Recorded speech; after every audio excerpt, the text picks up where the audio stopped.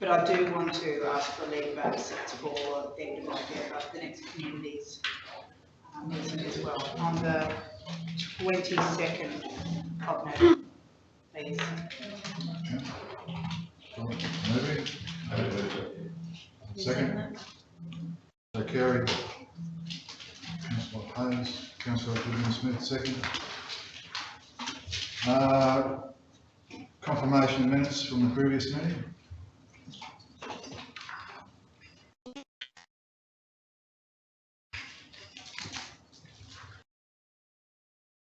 Do you have a mover for the confirmation, or is there? You have a move. Living, Councillor Goodman-Smith, seconder. No second. I was just checking. I'll go through it first. Did anyone say? No.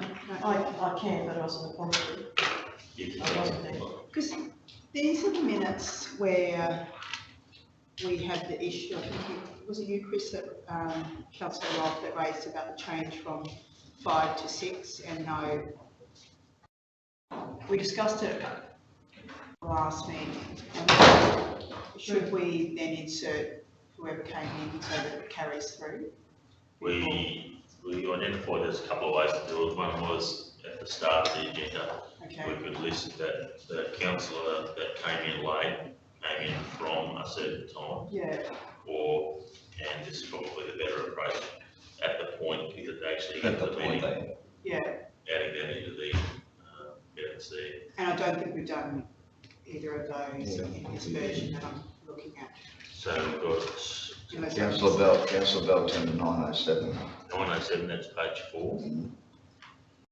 And he was the only one that was Oh, late right, to the sorry. meeting, yeah. So in that case, it's not included as a reference on page 3. So it looks as though when you look there, that it's saying there the councillors that were present. Yeah.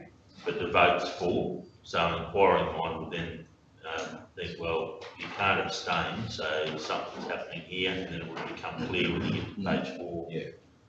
Councillor Bell, he's only arrived at 9:07. Yeah. When the meeting actually started at 9. And that's why the vote for those first two decisions has been 4-0, and then it goes to 5 after his attendance. Okay. So there's a couple of different ways of doing it, but that way that it's done there is quite correct. Okay, that's fine. You don't need, I mean, I'm only here as an observer. So do you need to separate that? Yeah. So that, is that what you're saying? Yeah, we generally just put Councillor D. Lacey observer. Yeah, okay. Yeah. Okay, great. Do you somebody second those? Not yet. Have a second. Second, Councillor Daniels. Okay, business arising out of the minutes. Couple of them.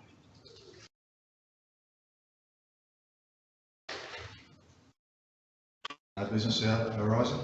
No. Material personal interest, conflict of interest, personal gifts and benefits.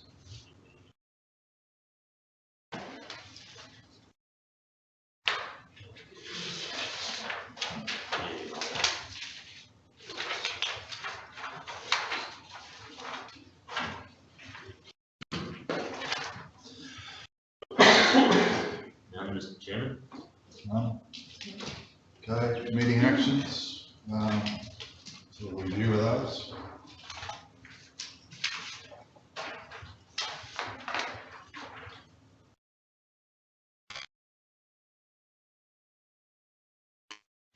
Can I go through line by line, or happy to just look at it?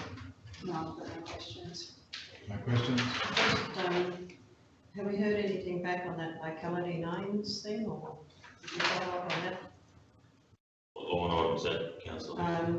Second one, 58, that's the Ruby trying Garden to Road get the Association. postcode sorted out. There has been a response received.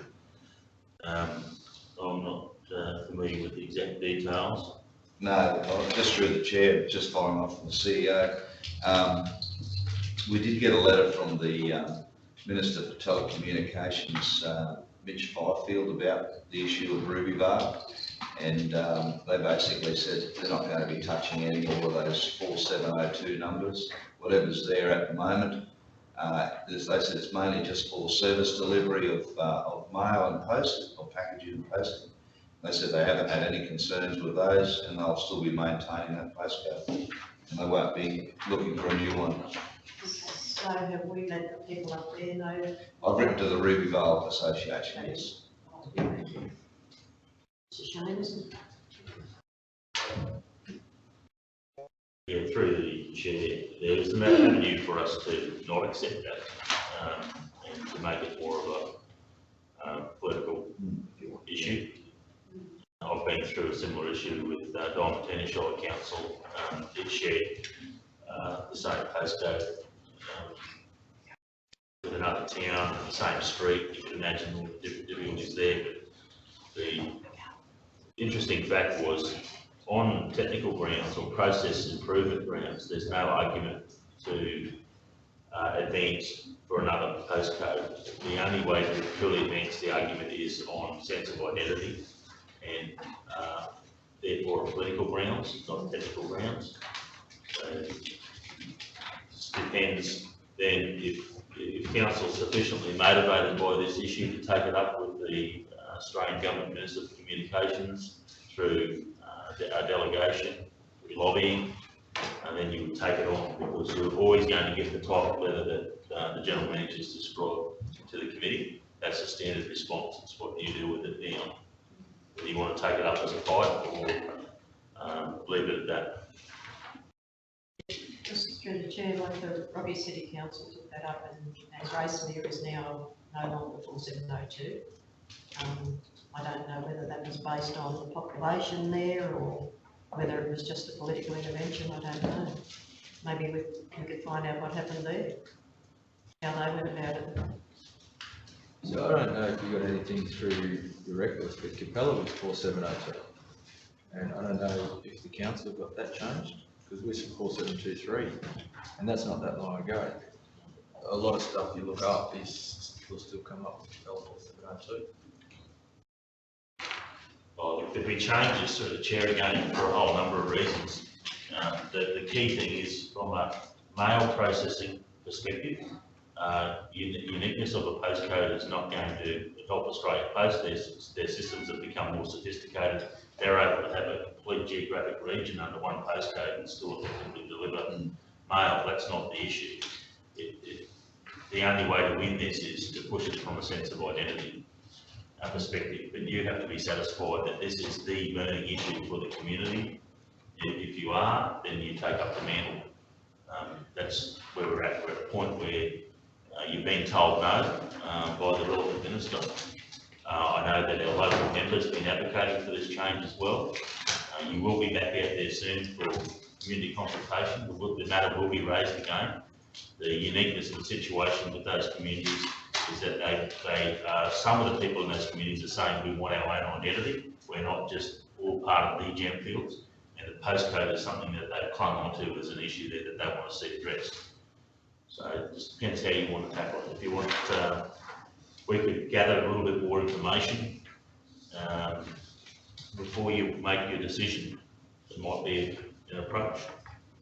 You look at a couple of contemporary case studies where the communities have been successful in getting Australia Post through the Minister of Communications to change and grant a postcode where it wasn't done, where it wasn't necessary due to population or any other reason, but where it's been done just on political reasons or for sense of identity. Maybe we can bring a couple of case studies back and then let the committee make a judgment on it. Yes, because Mr Chair, I'm not convinced that the 4702 postcode issue is the actual issue. I think it's more, from what I'm hearing on the ground, around the old localities, like the old-fashioned locality names that have been used, and that causes more confusion than the actual postcode itself. So I think if we could sort out those old traditional place names, probably go away. I don't even know if that was an issue. Broadly. So then, Mr Chairman, if what Councillor Goldman Smith is suggesting if that's of appeal to other members, maybe we can save ourselves some work. It's not about the postcode issues, maybe it's about the approach we take with leading name recognition. What's the committee's thoughts? Because isn't that a concern of the Gemfields that they? My understanding is the Willows is pretty balanced, and it's a reward, Yeah. and that's what they want us to use Yeah. those names. Recognising them, as unique communities. I agree with Gail then, to take that approach. You want a motion or? I don't think we know what No, we actually want, Mr. Chairman, and it's, maybe we need to reunite with the source problem. I know that there is correspondence requesting consideration to support a postcode change, but we probably need to be clear on what's driving that. My understanding was, and it goes back a couple of years, it was just about reference to the Gemfields. Some members of the community are disappointed in that. We use it from a tourism marketing perspective because we want to attract people to the Gemfields. We don't hone in on the particular name references. But this is an issue that members of the communities are concerned about. But exactly what it is, I can't be 100% certain. It will return. So maybe an information report back to the next committee meeting just on the source of the issue, what the original concerns were, and that might be enough for us to just replay No, ourselves we can do to that, yeah. make a decision from there if we need to.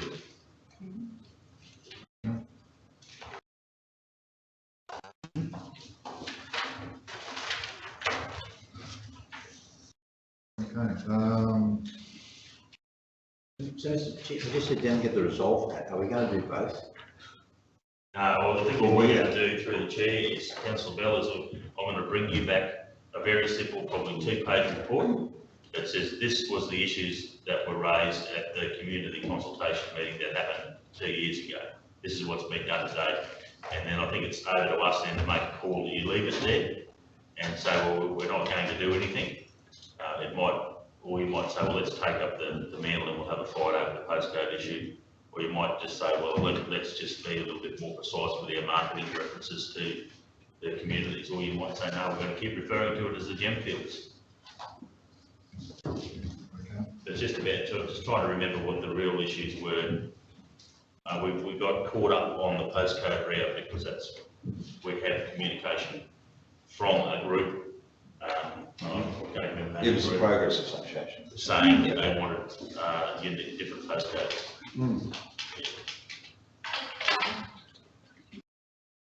That's a report coming back. So it'll just be a history of what's happened. That's it. We'll move on. Any petitions? No petitions? So moving on to the committee recommendation notes. Accepting the community consultations. Yes, Chair, they're all listed there. So page 13, Mr. Chairman, is the first one. It's Cadia Valley. I'm recommending that for convenience, you would encourage one resolution for the whole lot. To accept them, receive them all. However, there may be some discussion warranted for certain topics and certain locations. Also move, we accept them all. Move Councillor Nixon, second Councillor Daniels. And through the chairman, I'd also like to suggest that maybe we have another column on this to say what action has been taken. Because in going through them, there were quite a few questions that arise, like when things are being done or how they're being done, or is anybody doing them? So most of these through the chair are new ones. So you'll see that they've got, they're all fairly familiar in that they've got the actions that need to occur or that at least got a person associated with the issue. Some of them have got deadlines in there, some haven't.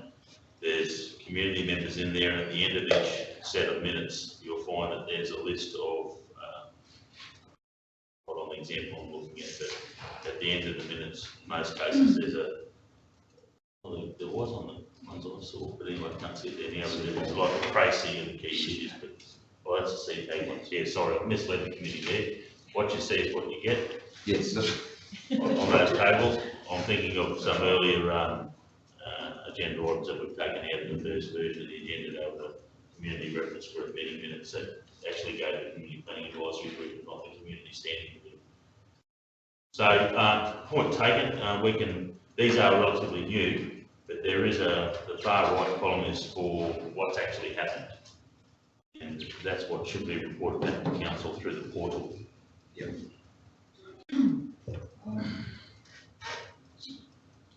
Councillor Roth, did you have a question as to how we implement any questions, or was it a couple of person? Anything that pops up with a CRM or through consultation, how that's implemented, and what's the process of how that's, oh, sorry. Yeah, sorry. Yes. So any questions or anything that's say a pothole, how does that go into our system? Was the question that popped up, so, would you like to speak to that? Yeah, I can, Mr. Chairman. The process for each of the issues that are raised at a community consultation meeting are that they are individually entered into the CRM system for action, and that's the method for ensuring accountability. There have been, well, now's probably not the time for discussion, but look, I don't believe that these minutes need to be coming back to this committee for endorsement or receipt. I think the process needs to be improved so that these things can just happen. But that's a greater discussion. But for now, any actions that are identified, they go into the CRM system. Our system does have the ability for traceability, where you can be given a unique reference number. So the person that's raised the issue, if they were given that number, they could track the status of implementation. Where we're starting to get better is when these things are raised at a community meeting, is we're trying to follow up on all the issues so that we're addressing them. So when it comes time for the next meeting, they've all been dealt with. We are finding that there are some issues that are not getting attended to, and that means that that CRM process needs to be tweaked a bit to make sure that things aren't slipping through the cracks.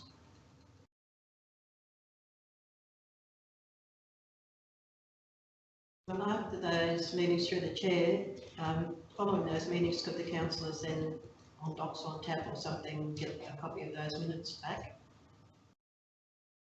So that rather than through this process, because one of the things that happen is that we get phone calls and we go back there the next year and these things haven't been done. So there's no way to track that people are being looked after along the way. And if a CRM goes through, it doesn't actually come back to let us know that that person's happy with the result. So it just needs to complete the circle there somehow. So within the CRM system, can councillors be notified as well, as particularly when it pops up within a consultation, as well as the person who brought that issue up? Yeah, I think, Mr. Chairman, there's a need to revisit the process and have a good look at it. There's a couple of things that we could do for those people, individuals that raise issues, that is their issue, or they brought it up, it might be supported generally by the group. They could be given, if we know who's raised the issue and it goes in the CRM system, they could be given a tracking number, and therefore they can always follow up. But our processes need to be smarter in that we're giving feedback. I just don't know whether or not all councillors would want to be given that information, but there might be some issues that are more important than others. The process needs to be looked at. There's an ability for a portal to be accessible by the public, where they could actually go onto our website, have a look at the status of an issue that they've raised. I do think there needs to be transparency with the community meetings. I don't think what we're doing right now is the best way. these issues that are raised by groups should be publicly accessible information, because it could be a dozen or so people that just couldn't get to that hall to hear those issues. They should be able to see what they were or they are. And then if our CRM system's smart enough, you should be able to click on it and track it and see where it's at. But look, I'm not. Yeah, I think you're right, CEO, and that's something that I've been toying with as well. At least now, we have got, at least if there's actions from the community consultation, we can provide a CRM. The CEO is right, it's just the sophistication of what the system is at the moment, because I'd like to be able to say, I'd like to be able to get some information back to these people once the job's finished. I think there should either be a review mechanism at either 3, 6 or 9 months, because it's 12 months before we go back to this group again. And you'd hate to think that if you went to a community consultation meeting, you're giving us 12 months to do the work. I'd like to be able to have some mechanism where we can say, well, look, if it's a CRM, at least we can track it. We know it's going to the officer. At intervals of either 3, 6 or 9 months, we can say, well, how is this tracking? And then we can get back to the person that raised the item. But the CEO is right, it's something we've got to look at. The system we have at the moment needs to be worked out and investigated a little bit more as to how we can get that information back, because what I'm suggesting now would be quite labour intensive as well, to try and get that information back to the people. But having a unique CRM at least gives us an idea of saying, at the end of 2 or 3 months, print out a report of all the CRMs that related to the Rolleston Community Reference Group, or the Community Consultation Group. There's 6 items, then we can follow up, 4 are completed, 2 are outstanding. At least we can do that with the system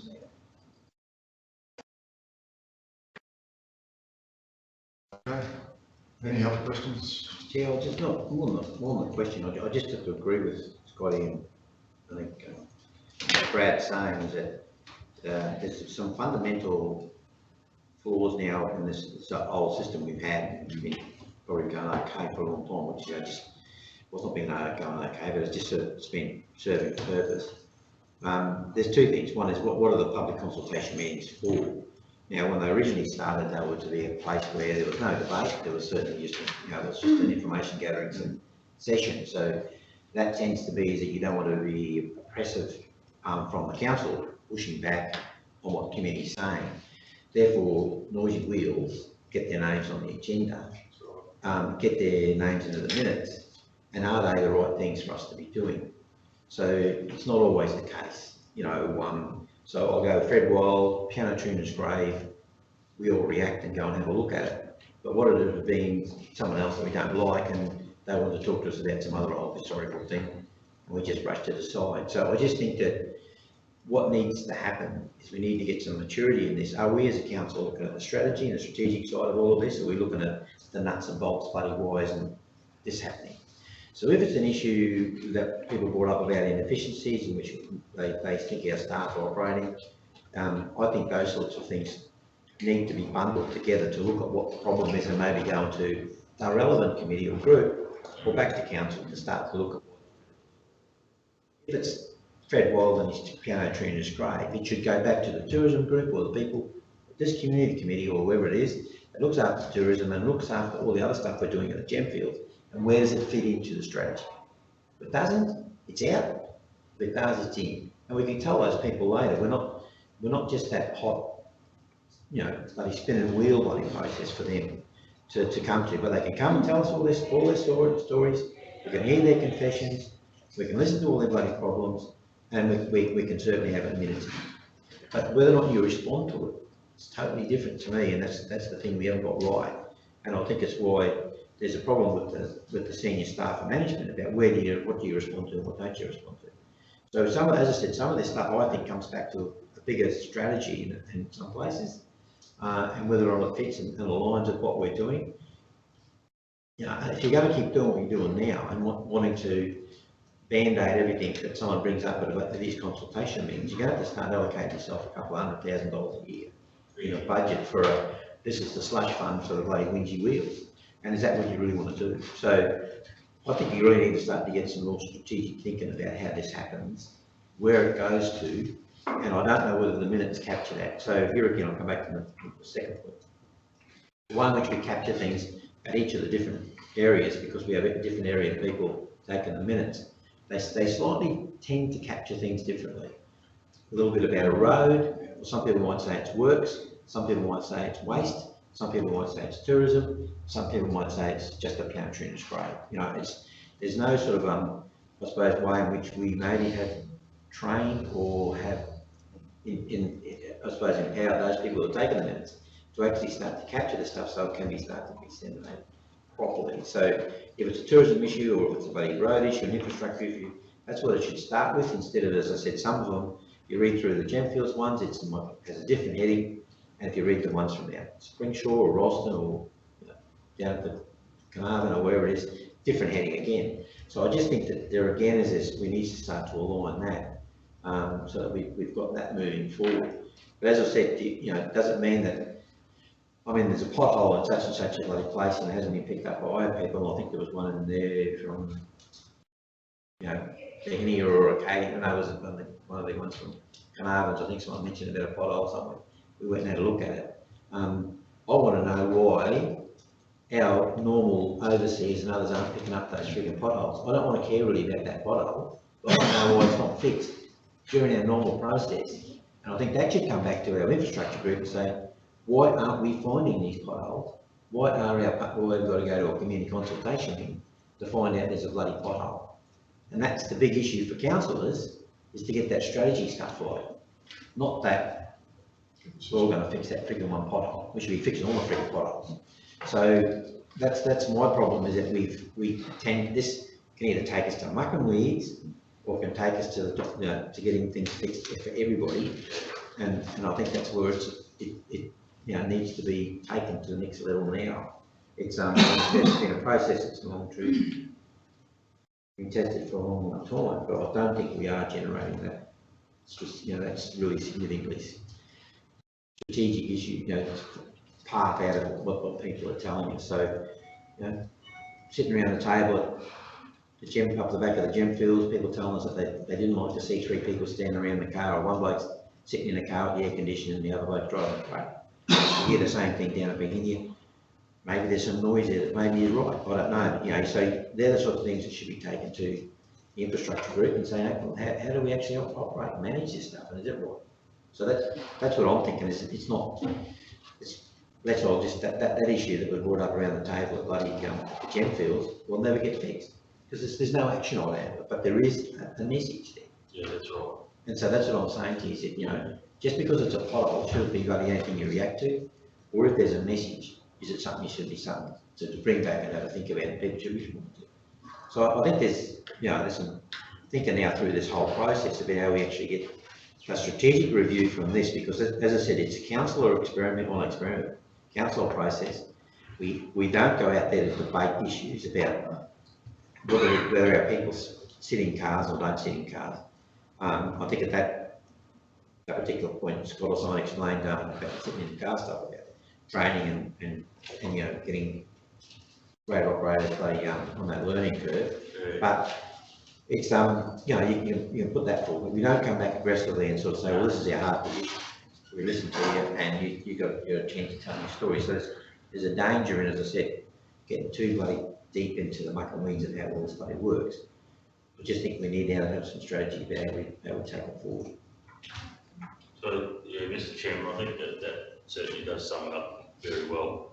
As a way forward, we need to document that process, that newer, more fresher process, and we will do that. If there's some consistency to those minutes or notes or whatever they are, I think that's important. And perhaps when council get to look at, what's the feedback, what's happening with it. Those 20 items that were raised might get condensed down to 12 not being actioned for some reasons. Yeah. But there might be 3 that go forward in a reactionary space where they're CRMs or whatever they may be, that things just have to happen. And the balance might be things that are rolled up or linked back to a higher or strategic issue. And then there can be some notation about how that's going to be addressed, whether it's a committee meeting or whether it's part of a greater process that's already been looked at. But I'm really glad we've had this discussion, Mr. Chairman, because it is an opportunity for it to be freshened up. Yeah. And to get it right, because there are, I think Councillor Bell's hit on an important point, we tend to react and address the issue, but there's not a hidden, but there's a deeper message in a lot of these themes that are coming through, and that's what we should be focused on. I think the process, cleaning the process up, documenting it, making us all clear on how we're going to go about it, it's a really good start. And the other one is just like Jimmy, you know, Jimmy the Winch from Bloody Anarchy. You're on TV. Definitely. But you know, how many times do we have to bloody, well, how many times do we get, I mean, 6 years or 7 years, he like indicated in the minutes that he's been talking about a particular issue. So, why can't we sit down and say, well, Jim, we did, Jack or whoever you are, you know, we did bloody respond to you on this date, on that day, on this date, that day. Again, another thing is that, you know, there's a big figure policy issue there, a big policy issue which we only just resolved in regards to waste and waste management and costings and how who was paying for what and how it all worked. Now that issue's only been resolved this budget, but you know, I just think that to me there's also that thing about this. How and who responds to people who attend to these meetings, and how do we get back to where we do? Yep. So should the mayor or should there be a stock standard letter saying thanks for attendance, heard your issue, you know, we'll be working on this on some way or something else. So there are some other things about how we actually then through a CRM start to have that stuff really start to be linked together, because I just think, you know, we just keep leaving ourselves exposed. Every time we go to a meeting, we get told up by the same people saying we've never been talked to, and yet I know that there's, and I've seen letters go back to these people from the waste management people or whoever else has responded to them. So I just don't know how we actually start then to have that coordination in between, you know, whether it's Windsor in the north or south or whatever, complain about whatever they've got to complain about, and whether it's a perpetual issue that they just, you know, that we're trying to work through and get some resolve through, but they're just not listening, or that it is an issue that we have been able to resolve. So, you know, I just don't know how we get that right. Can I just make an observation that as a new councillor, I always felt that there was an obligation for councillors to be, you know, over all of this stuff, and I can see sitting in these community consultation meetings that what Councillor Bell's saying, that, you know, we're just getting in too deep. So, but yeah, I just feel maybe that it was, as a new councillor, that I just felt that that was my obligation as a civic duty. So, yeah, all the training does, all your induction and training doesn't set you up for that sort of stuff. No, and that's, I think just to bring it all home, Mr. Chairman, and that's why we've talked about it, is the process has got to be strong and solid. And if you can trust the process, then you know that it's all going to work. So it doesn't matter who is raising things or how often, how minor, the process will take care of it, and that's what we don't have right. It's a process. Through the chair, but what is annoying is when you go back and the same thing comes up year after year after year. You look at the minutes from the last visit and things haven't been completed, they haven't been signed off. That's where I'm coming from, that, you know, if we get it done, no matter what comes up, we get it done and dusted before we go back the next time, because there's nothing worse than repeat. So, you know, I just think that we need to close that circle, and whether we get back to the people or back to whoever, we need to close that circle off and get it done and dusted when these things are raised. Okay. Well, we'll wait for the report to come back and see what comes out of that. Thank you, Brad.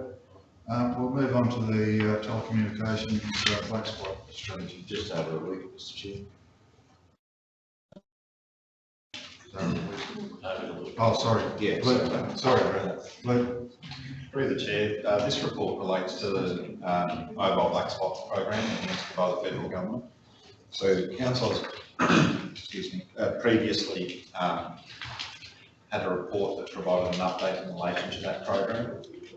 In summary, the first stage of the Mobile Black Spot program had $100 million of federal funding attached to it, and as a result of that funding, 3 base station sites were supported in the Central Highlands Regional Council area. The second round of Mobile Black Spot funding is currently being assessed, and that was for a federal funding pool of $60 million. There has been an announcement prior to the federal election of a further $60 million of funding for a third stage of the Mobile Black Spot program. And this report has been developed with that funding round and any future funding rounds in mind. So an issue that was previously raised by council was how we go about prioritising different Mobile Black Spot sites, in that everyone that has been nominated has a claim, I suppose, to warrant additional servicing. Following on from that discussion, we have engaged with a consultancy strategic directions group to provide a high-level methodology to try and give some guidance on how they would consider that we would prioritise some sites. We've also continued to undertake works to identify our existing nominated sites and also tried to develop a methodology or a framework in which to assess those by considering things such as our council's strategic direction as stated through the community plan, corporate plan, etc. Any identified sites or issues like raised by the CRG groups, and any other correspondence basically that council has received in relation to telecommunications. So that information has been compiled into this report, into the attachment to this report. And as a result of that process, a number of sites have been identified as perhaps having a priority based on that methodology. And those sites are outlined in the recommendation on page 69 of the agenda. So essentially what the review has done is identified the majority of the nominated sites and I suppose highest need sites, I suppose, are in the southwestern portion of the Shire. So we have a number of sites nominated which include Anarchy, Gemfields, Killigat Road in the Gemfields, and also then Dawson Development Road and 2 locations in Rockington. So this information, as I said, has been derived based on an assessment, a desktop assessment. There will be local areas that haven't been nominated in that list, and I suppose the critical factor is that if a site hasn't been nominated, there is a need for those communities or for council on a community's behalf to nominate that site in round 3 of the Mobile Black Spot program. But we would be hoping to do that substantiated by the criteria that are outlined in the report. And in summary, those are alignment with council's corporate and community plans, alignment with community priorities, and that's where I refer to this community reference groups. The impact on community or personal safety, including road safety, which is a critical factor for the funding of this program. Impact on population growth areas. That essentially is about if we have a large population centre or a growing population centre, the need for improved telecommunications may be greater there than in other locations. Impact on community services, including health, education and government services. That probably speaks for itself, but it's a critical factor in rural and regional areas around access to telehealth and schools of the air, etc. And finally, an impact on business, industry, rural industry and producers in the digital economy. So those 6 factors essentially are the criteria that we would recommend council use to prioritise any future sites under that program in making submission for, I suppose, grant funding under that Mobile Black Spot program.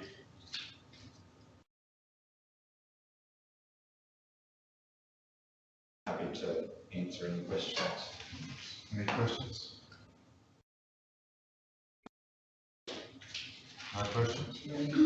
Look, that is a very good report, and it's so pleasing to see council take some leadership and a more strategic approach to how we identify and support nominations for Black Spot funding. So I think this is a really great start, and I'm just wondering, this, how we engage our communities going forward to help them understand how we have come up with those priorities, and if that document you see as a bit of a living, breathing document where we can, use that to inform and, keep our communities up to date with what's happening in that area and allow them to, help us feed information back into it. Through the chair, the information that we've compiled today would assist us in communicating better with our communities in the lead up to the third round of funding. We also hope to use this information to build a telecommunications strategy, and in that strategy is basically to be undertaken in cooperation with CHDC. So we're keen to use the information we have here to influence that document. This information will also assist us in communicating back to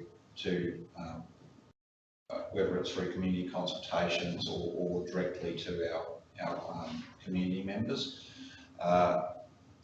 Primarily, it gives us a tool to say how we might categorise a site. And so rather than, at the moment, the current process is that an interested person can go onto a website and nominate a site under the Mobile Black Spot program.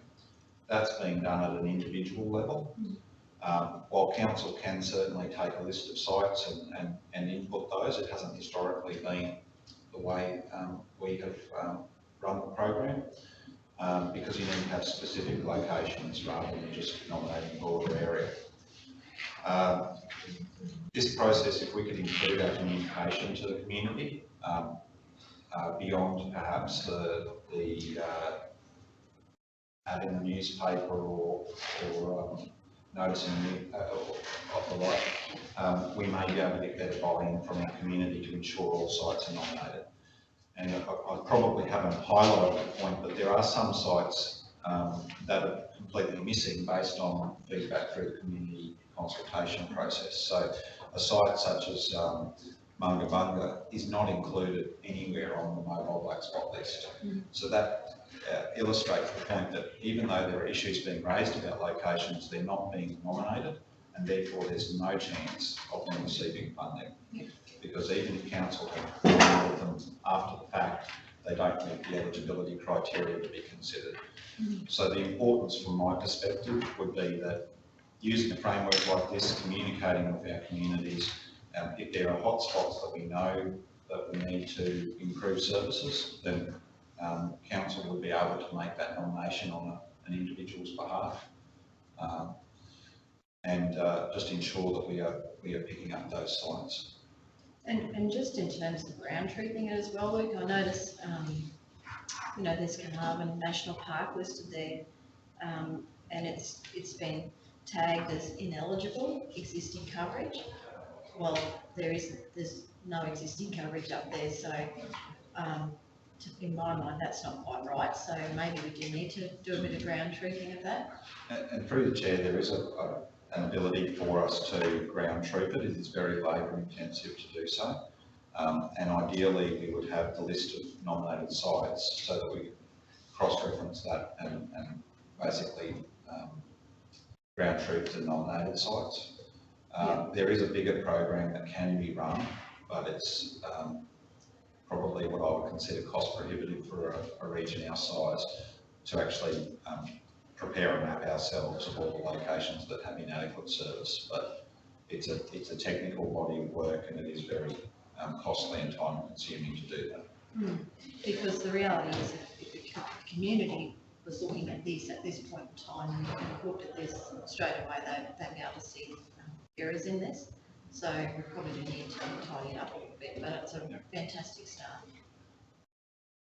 And through the chair, this is not intended to be a final document. It's probably a bit of a living document in that the sites will change, and new sites would be identified every day from people having issues with their mobile telecommunications. So we just don't have that information coming through to us in a way that we can map it and track it. So we do rely on public nominations or feedback, so that we can undertake the lobbying function in relation to this program. No further questions?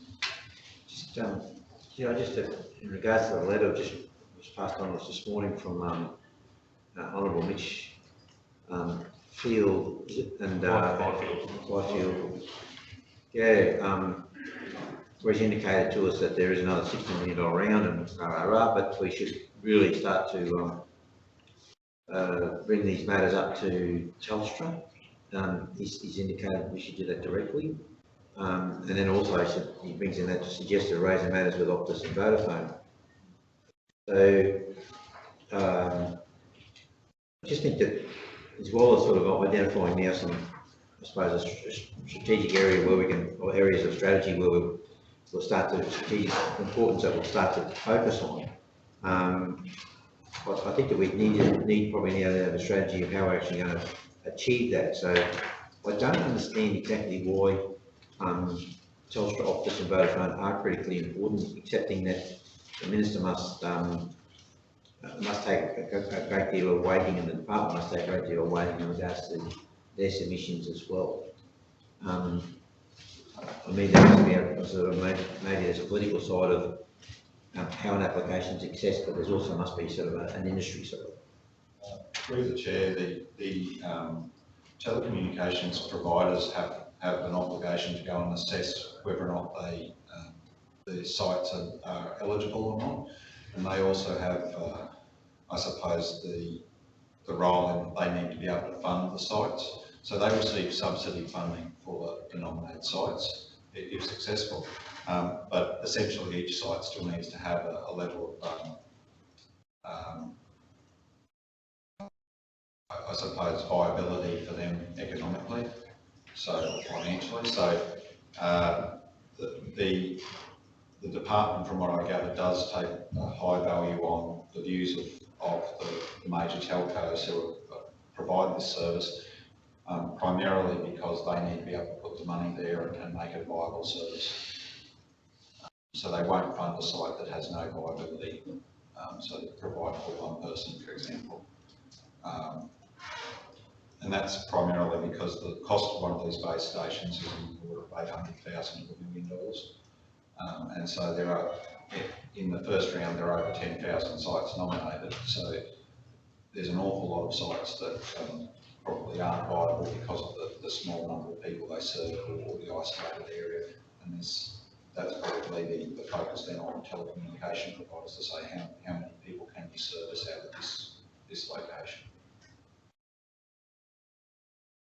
So I suppose my question there is, if we I suppose pick these as our next locations that we wanted to promote. So that's the Yanaki, the Lockington, Gemfields, Hillenbeek Road areas. Is that what we're saying is our next area of focus?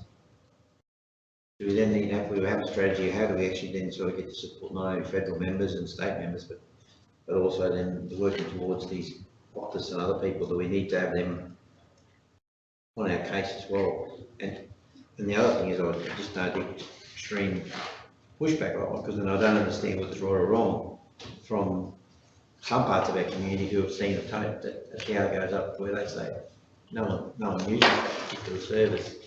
So, you know, it's really confusing for me, as I'm sure it is for the public, when somebody sticks up a Vodafone tower or an Optus tower and everybody says, well, none of us have got that particular service, we don't use them. Are those towers going to be able then to be used by the other providers?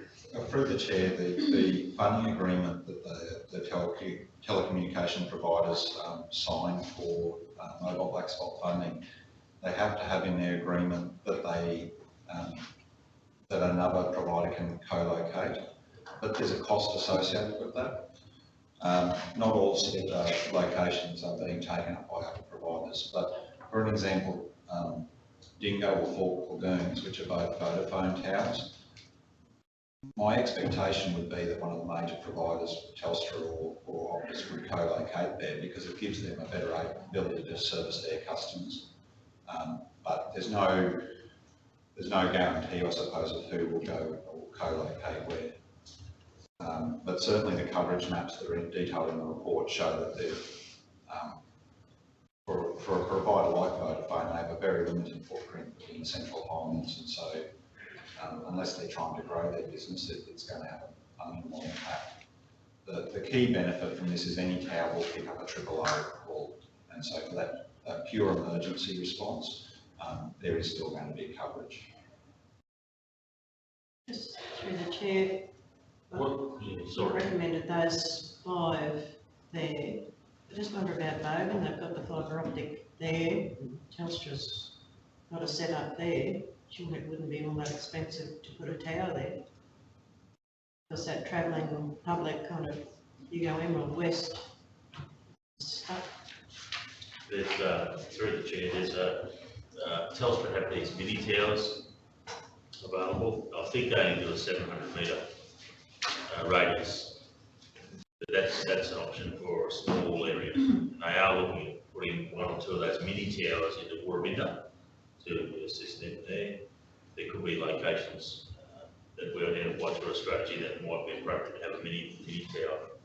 But the other thing I'll just try to pick up on a few comments made.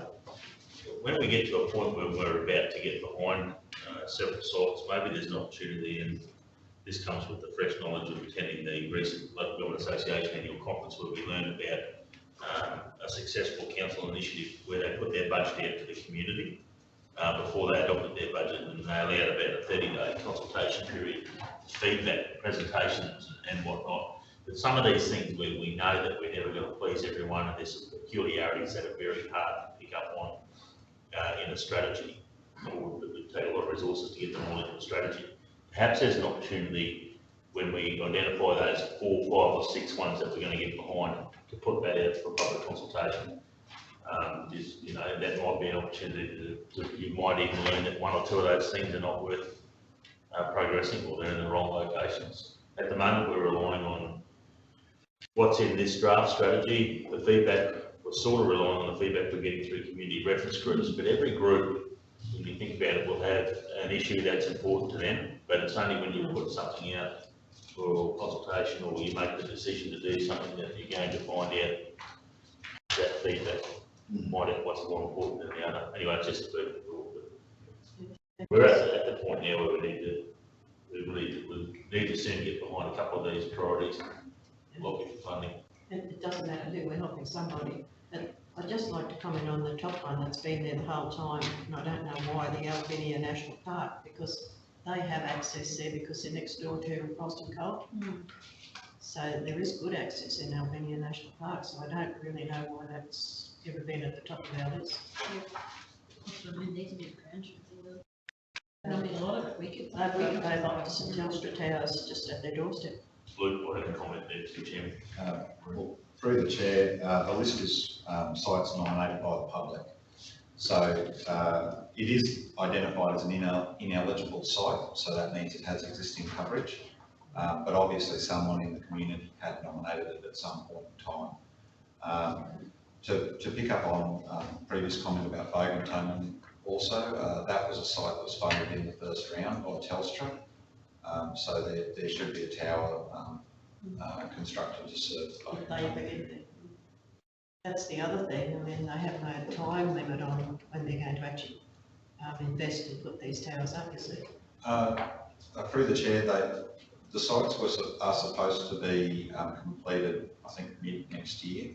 So it was a fairly long time frame, something like 3 years, but there was a time limit for them to have completed that. So the only tower that I have up-to-date information on is the Vodafone tower for Dingo.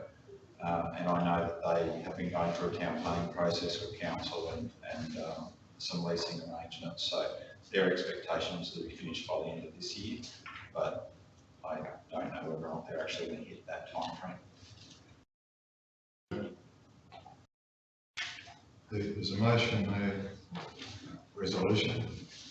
The CHRC endorsed the following locations, as well as the, based on our criteria. You have a move, Councillor Nixon. Second, Councillor Goodwin Smith. Okay, all those in favour? Okay. Carried, unanimous. Okay, moving on. Proposed change of use, 11 Dean Street, Blackwater. Luke? Through the chair, this report relates to a request that has been received by the Blackwater Art Society to relocate their club from their current premises at 6 Evans Street in Blackwater to a different council-owned premises at 11 Dean Street, Blackwater. 11 Dean Street, 6 Evans Street, Blackwater is a building that's currently deteriorating. It's requires a significant investment probably to return it to a suitable space for the Blackwater Art Society to inhabit. They do share the facility currently, or the land currently, with the Blackwater Pottery Group also. The proposal to relocate to 11 Dean Street is broadly supported by the draft housing strategy that the council has considered.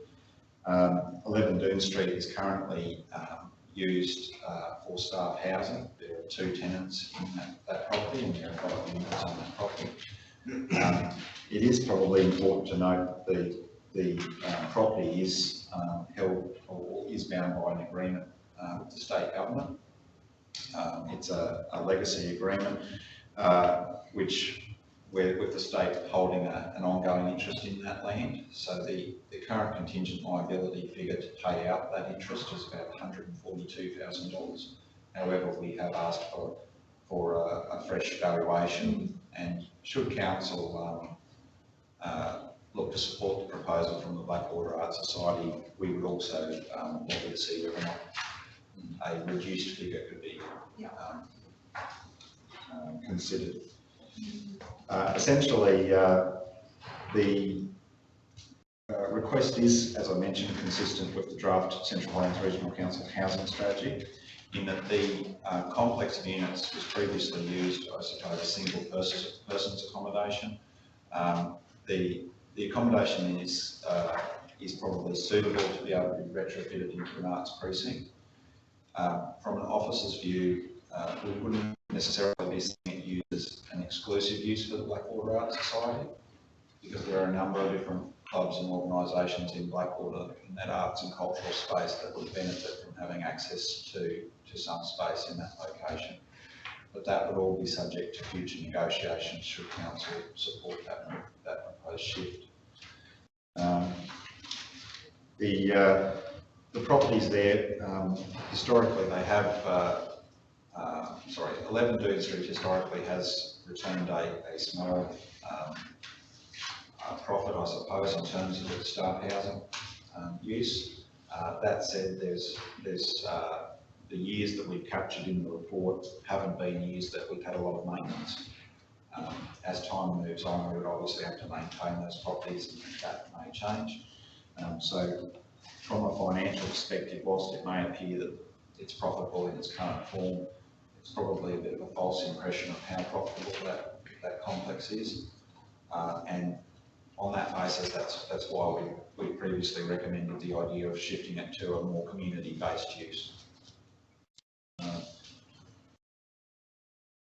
The only other points I would raise in summary is that the change of use would require town planning approval, and we have done some investigations of that internally as our staff currently look after the Blackwater priority development area. There are some cost estimates on that, and that would have an impact on us moving forward, but the time frame for our town planning processes would also cover us for our need to consult with our tenants in that facility and make suitable arrangements to attempt to offer to rehouse or allow them to find other arrangements. So in summary, it's recommended that the committee supports the improve change of use for 11 Doon Street to accommodate the Blackwater Arts Society, and that furthermore an agreement be made to allocate a budget in the 2017-18 financial year to pay out the contingent liability to the Department of Housing and Public Works.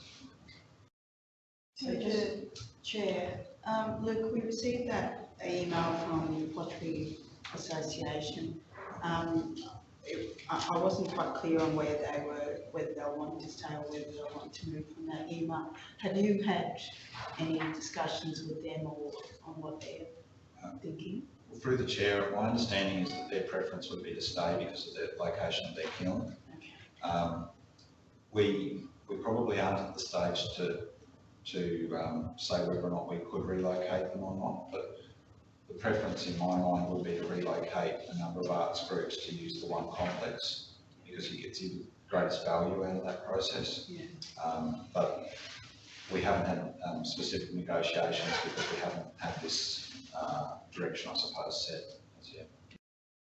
My understanding was that their preference was to remain where they were. Okay. Through the chair, have we factored in any costings of removing the old building? We haven't, through the Chair, Or are we looking at doing anything with the old building? we haven't factored any costings for the demolition or removal of property at 6 Evans Street at this point in time. We would need to undertake some additional work there prior to making a decision about that property's reuse or future use. Any further questions? Through the chair again, is there any chance that these art groups could potentially be located into the old swimming pool precinct? Is that a consideration? Through the Chair, certainly there's a number of council-owned properties that we've considered. There hasn't been a direction set for the old swimming pool complex at this point in time, but if that was something that council wanted to consider, we could certainly do that. Our main focus, I suppose, on 11 Doon Street was that it was a property that we previously identified made suitable. So probably we are, in this report, we're responding specifically to the request from the Arts Society. Further questions? Chair, just a couple of things on that. This agreement looks very similar to the one we had, Jerry, for the student accommodation we built at the same time as this up at Hospital Road. There's additional units put in there, and it looks like under the same old housing stuff. That housing fund, joint federal state money back in those 80s. So people might be aware there was an original students' hostel there where kids from Capella and Spencer and others would stay out and do the high school stuff. Behind that we built some block units out of the same fund, if I remember rightly. And those units were built specifically for the TAFE. And I think this thing was built for the TAFE or units that was for kids for training and single persons. I think we got out of that for nothing. But when we actually sort of purchased and freehold that land, and we've actually sold the whole thing to a private developer now, runs and operated, I thought we got out of that for just about nothing. I don't think we paid a lot of money for that. We negotiated our way out of it, and it was, government were pretty supportive of council taking full ownership of it. So I just don't know whether we should be able to work our way through this somehow. But I think that there was it had to go two ways. You had to get the federal government and the state government to commit to forgoing any because the length of time, length has been available, been fully maintaining it. Council state costs have been huge, and over that period of time. I just wondered that, as I said, that well-bounded case that both the federal and state governments should see us having a very diminished, if not nil, base in regards to what we should be paying back. And that money was there, I think, that amount of money was signed into that agreement so that it was kept going for a certain period of time, I'm sure. And I'm sure that time would have almost extinguished now, if not truly. I think the motion sort of covers, allows us agrees in principle to amend the use of land located on 11 Burn Street. Yeah, but it mentions 140. Yeah, that's the thing, Chair, is It might be worth considering, in view of the fact that we'd certainly be going down the path of negotiating with whatever level of government to try and either reduce that amount or look for a nil amount. I would even suggest that we consider deleting that paragraph entirely. Because that would give us an opportunity we know, because once you start quoting 140k in a minute. Promoting it, aren't you? Yeah, so. So I just think if we need to really just say that we want to negotiate out that previous agreement. So is there an amendment you would like to see? Just to take it out, that last piece, yeah. Agree.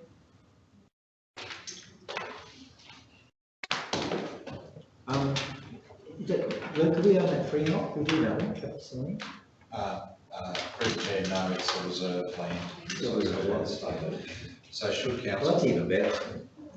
Exactly. Negotiate. It stays a reserve and because I think in the second stage of us, if we negotiate this one out, we actually then had to freehold the cost through government. Can't remember, Terry, I think it's we did, and then we sold it, didn't we? Yeah, we did. That was a not very long process. Yeah, getting through the state and federal, so, yeah. I mean, what we should, because it's going to, it is a reserve, stays a reserve, I think we should negotiate this one. And successfully. Well, I think the major question is, and it's again a little bit about from what Councillor McIndoe is saying and the rest of us, is that are we happy for this to be the bloody arts centre or not? I think again, I understand that they could move into the pool facility, but is there something you've got planned for that? There is some other thinking about that. Yeah, through the chair, there is, and again, that's been discussed through the CRGs as well as the council as well about what is the potential use for that site. And I suppose I've just been conscious of the fact of the amount of investment that's been in that area over the last couple of years anyway. Next year, we're looking at the decommissioning of the site, and then depending on how we take or where our budget and resources might go there, as to what funds might be available. But it's very clear that the office accommodation in Blackwater now is of a poor standard, and it was always a thought that potentially the office could relocate to a retrofitted area in the old pool complex. That's an idea that's been mooted and discussed. There's also been other opportunities for other type of community groups to use the site as well.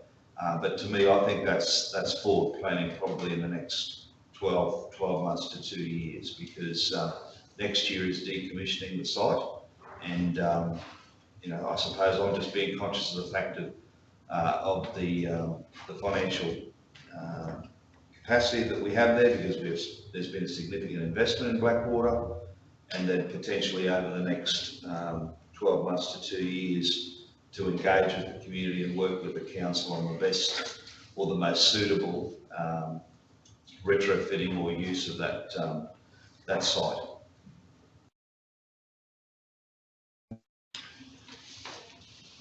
So we have a motion or a resolution.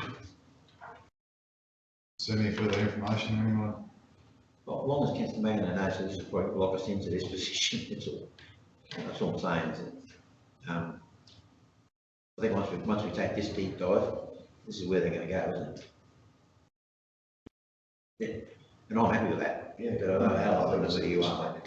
Well, it's just something we've got to work in with the BIC and everything else that's going to happen in that one area, and you don't want them spread out all over the place. And have we got other single accommodation that we control down there? I think there is a little bit coming on, isn't there? down the other end, you know, those, Well, I think through the chair, Councillor McInerney will be referring to Acacia. Yeah, that's a discussion that's still taking place. No outcome there yet. I'm just concerned, as Councillor Bell is correct, you know, once we throw them in there, they're there for the long haul. And, concerned that, you know, as we go forward over the next 2 or 3 years, trying to link everything in, are we jumping the gun? By going here, really? Well, just through the chair, I'd certainly be advocating that, particularly with the office accommodation in such a poor state in Blackwater now, then I'd certainly be promoting to the council that particular building or a major part of that building form part of the administration centre for Blackwater.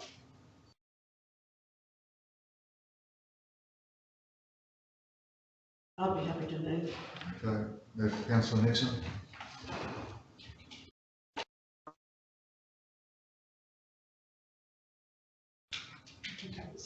Second, Councillor Daniels. Okay. All those in favour? Yeah. Passed, unanimous.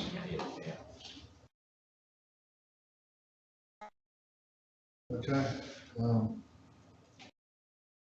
Yeah, thanks, Chair. Over to me. Yes. Yes, Chair and Councillors, this is the, we did mention at last meeting we were looking at the possible reintroduction of the new Blackwater Aquatic Centre Project Committee, and there's a number of members around the table here today that were active participants in that committee, and I suppose there's been some discussion both through the project manager and through the chair and a number of other people to try and consider the possible reactivation of this committee in the lead up to the completion of the project. There was always good regular contact through the project committee, there was minutes prepared, there were action plans that were presented to the council to see the progress of the report. And what we're suggesting here, Chair, is that the committee be reactivated with a recommended project committee there on at the bottom of page 6 and on page 106 and 107. And we're just submitting that now for consideration. Any questions? We'll move that. Okay, move Councillor Bell. Second, Councillor Nixon. Okay, all those in favour? Pass unanimous. Okay, moving on to the mobile evolution facility. Okay, Luke. Through the chair, this report relates to an investigation that's been undertaken as to the viability of different options of mobile ablution facilities for use to support events around the region. The report goes into, considers a number of different options, including a baseline building a brand new fixed facility in every location. I won't trouble you by going over too much of this, but based on our assessment, the preferred option should council look at these facilities moving forward would be to trial the hire of a semi-trailer based ablutions facility. The cost comparison of that, about $1,000 a day of use with the staffing, etc., attached to it to clean and maintain, is far more I suppose viable for the amount of uses we're likely to see on an annual basis. The one aspect, I suppose, of this that we are looking at as a potentially viable investment for council is the purchase of a portable disabled toilet, because it is a requirement for events, and it's something which will probably be able to be reused when not being used for events to support housing renovations, etc. in our portfolio. So there is no recommendation as such attached to this report, but it does provide information for councillors, and that information can be passed on to interested parties who are running events, for example, the Indian Polo Cross event next year. Through the Chair, I just see a bit of difficulty in a number of events being on at the same weekend and prioritising and things like that. And we do the same thing with the horse starting stalls, but there's only one lot of races on at a given place at one time. You know, the idea is great, but I just think it's going to be problems as well.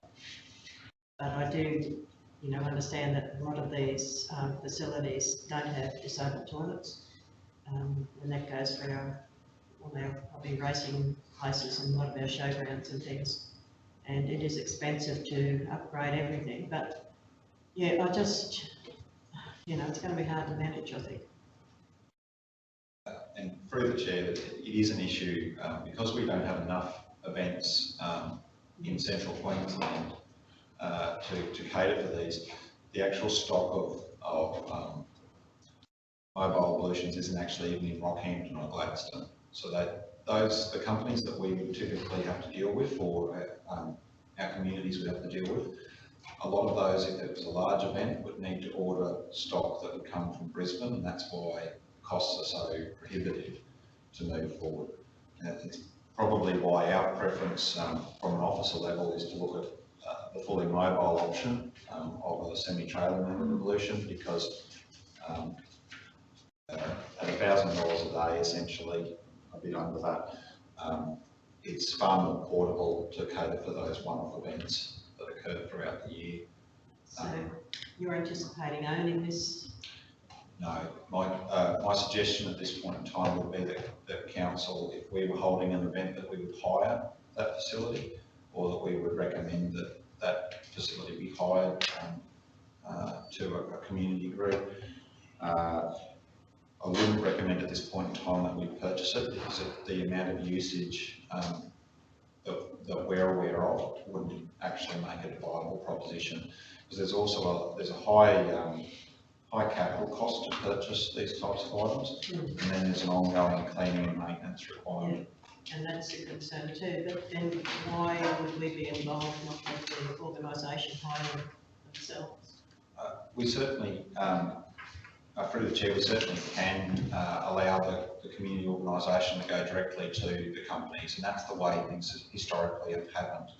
I think the comment where this arises, there are some events where historically they've asked for support or assistance, and some councils do actually own mobile amenities, primarily their portaloos and the like on trailers, but they do offer that as a hire service. So we investigated this on the basis of what sort of offering would be viable for council to consider, and that's why the suggestion, I suppose the recommendation, the conclusion that we've made is that it would be the portable disabled toilet that would probably be the most viable for the amount of use that we would get, but we would initially gauge how often would we hire that sort of facility over a 12-month period before we went to the capital cost of purchasing. Yeah, I thought it'd be a great idea if you actually owned it, hired it out to the organisations, and also then we could probably use it at some of our distant camps. I think we've got something like this already, haven't we, for the mobile camps? So I just thought if we actually owned it, we might be able to utilise it more frequently and just on charge to the appropriate at that time. But yeah, it's a good idea, but I just think there is going to be management problems with it. Through the chair, we certainly think that it is possible for us to look at this, and other councils have done this. We know that there's councils that have policies and procedures, etc., and can probably share a lot more information about this. But the key from my perspective was to try and identify how often would we use it in a year, so we can start to work out what sort of cost it would be to council. Because for the disabled toilet, it's capital, or the purchase cost is around $5,000, There's going to be some additional costs that we would have on a location by location basis for pump out, cleaning, etc. These shouldn't be high costs, but they're things that we just don't have enough knowledge around at this point in time. So this is kind of a preliminary report, we'll hear further. The cleaning and pump out, that's, turns everybody off. So Luke, how difficult are those things to plumb into sites? Like, is that what you're saying? You have to look at each site? Because you'd have to. There's through the chair, there's a fair cost associated with mobile ablutions where there's no services. So the key factors for whichever one we want to look at would be around access to power and water supply, and also then the pump out to get to sewage or suitable disposal. And each site is going to be different. Typically, we don't need these types of facilities at places we've already got fixed infrastructure. So usually that would mean that we're working with very limited services. And so the costs for things like disposal, I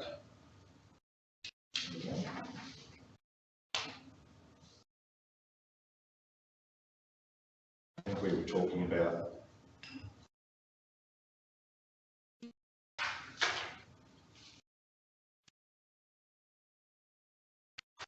$225 per hour for the pump out. So that would be, if we took a site such as Bohemia, we engaged a company such as JJ Richards or Lee's Liquid Waste to do a pump out, we would need to work out where would they dispose to. It would more than likely be the closest sewage treatment plant their environmental licence will allow them to dispose to. So there could be some quite high costs around that. Water supply is another one where it would be about where we can get that. The power side of things, we would be able to hire a generator and run it for any power supply issues. If it's a daytime event, we wouldn't have much need for power, but certainly the larger mobile facilities, the demountable or semi-trailer, would need power just from a safety perspective in those facilities. And on top of that, I don't really see us being able to recover all the costs, because a lot of the events that we would be requested to supply this to would be community events where you're probably looking for a council to supply that in kind. So I see it more, if we were going to go down this path, it would be more about providing that assistance to community events, and that would be our contribution. So I think to be wondering, we don't really make any money on, but it's not really about that. And through the chair, it probably is a viable thing now that we're better aware of the costs associated with this. It may make it easier to consider things like community grants for those special events, because it certainly, there is a significant cost associated with the hire of these facilities for the larger events. No further questions? So, Chair, I was just going back to some of the new councillors, we've committed to these sorts of things, or for dingo races and for other people during consultation meetings over the last 8 years. We're going to have one of these things. It's been discussed and priced and pushed back and never proceeded with for a long, long time. So there are a few organisations around the place, and I think it was mentioned again at GemFest in those minutes today, where they have no flow of their facilities, sort of facilities there. But again, it's that peak of 7,000 people over 3 days. Just nothing you're going to be able to build out there is going to be able to really handle that. And it's because it's a one-off each year. So you've got a number of small race groups, race clubs, got a number of community groups that where they have these one-off big functions that use it. The matter of whether you own it or whether you rent it is the other issue. And whether or not there's a way in which we could work through some of the morning camp supplies. I just know that, when mine types of Blackwater at the moment, and Mage shut down, Dragline down, whatever, they have these sorts of facilities brought in and taken away, and they all have their own valley tank where they hold all your waste, your grey waste, and can be pumped out. So I just think that, we've got to keep prosecuting something, but I just don't know whether ownership, rental, where you go with it, I don't really know. But or if you create a business here, whether someone will provide it through those normal people where we get our individual little toilets now for whether it's, well, I mentioned whether any of the other private renters that sell up, they rent those things out to us now. So the Portaloo business is pretty big here. I mean, I still see plenty of them with different functions, but yeah. I know that we've made a commitment to communities that we'd have a look at something like this, or build new facilities out there, or build new facilities at their places, because they just crash and burn during their one big race day meeting a year, or their one big festival a year. So it's the next question. Is it just like going back to Councillor Nixon's point, is it worth us talking to other councils and some sort of a joint thing around the place? I don't know, 52 weeks in a year, how many times you're going to have clashes, but just like the starting gates where we had to buy our own and shared that with another couple of councils regionally, is it worth us having to talk to others about whether we could do that, or, as I said, encourage an underwrite, maybe the supply of one of these things through one of the bigger renter companies that are here, already established in both shires, and us not having too much of a touch on it, other than sort of underwriting, maybe paying a bit or a part amount of money of what the rental would be, and that just guarantees its viability for those people to have one of those on site. Because I think, as you've just said, Luke, these aren't the sort of things that the most of the bigger hire companies actually hold on stock, do they? I mean, the Portaloos, I think they get in for us, they truck in when we need them. But this is something that if you only ask Central Islands, Central Queensland, one to be located here, maybe a couple of us councils could, as I said, maybe underwrite that it was held in the region so that people could use it. Yeah, I think through the chair, I think the practical way to achieve it is to simply have the item and then use it for our camps. It'll inconvenience camp operations when you take it away. But the reality is, I'm not too sure how many mobile camps we've got at the moment, how many mobile ablution facilities we've got. But if you've got that extra one, that just gives you the capacity to take it offline when you're not needing it. And I think, as Councillor Godwin-Smith points out, it's our way of sponsoring, giving back. So to become an asset that's utilised throughout the year when we need it, that we take it offline to use at certain events. Some councils have looked at this with kitchen facilities because of the requirements for commercial grade quality kitchens, and it's just ridiculous to think that every little organisation has to upgrade their facilities in situ. There's opportunities to do this in a mobile kitchen as well. It rolls on in, and the toilet rolls on in. They can still use what they've got there, but this is just additional to help get through the peak. As Councillor Bell mentioned, the peak of the population for that particular event. I think that it's a smart thing to do. Yeah. The other thing is, sorry, the other thing is evacuation times, or like if there's bushfire and there's a lot of people out there, there's a lot of emergency situations in which those facilities could be really good. I think we've got, Mr Chairman, I know Councillor McIntyre wants to speak, I think we've got about 11 or 15 units of mobile camp at the moment.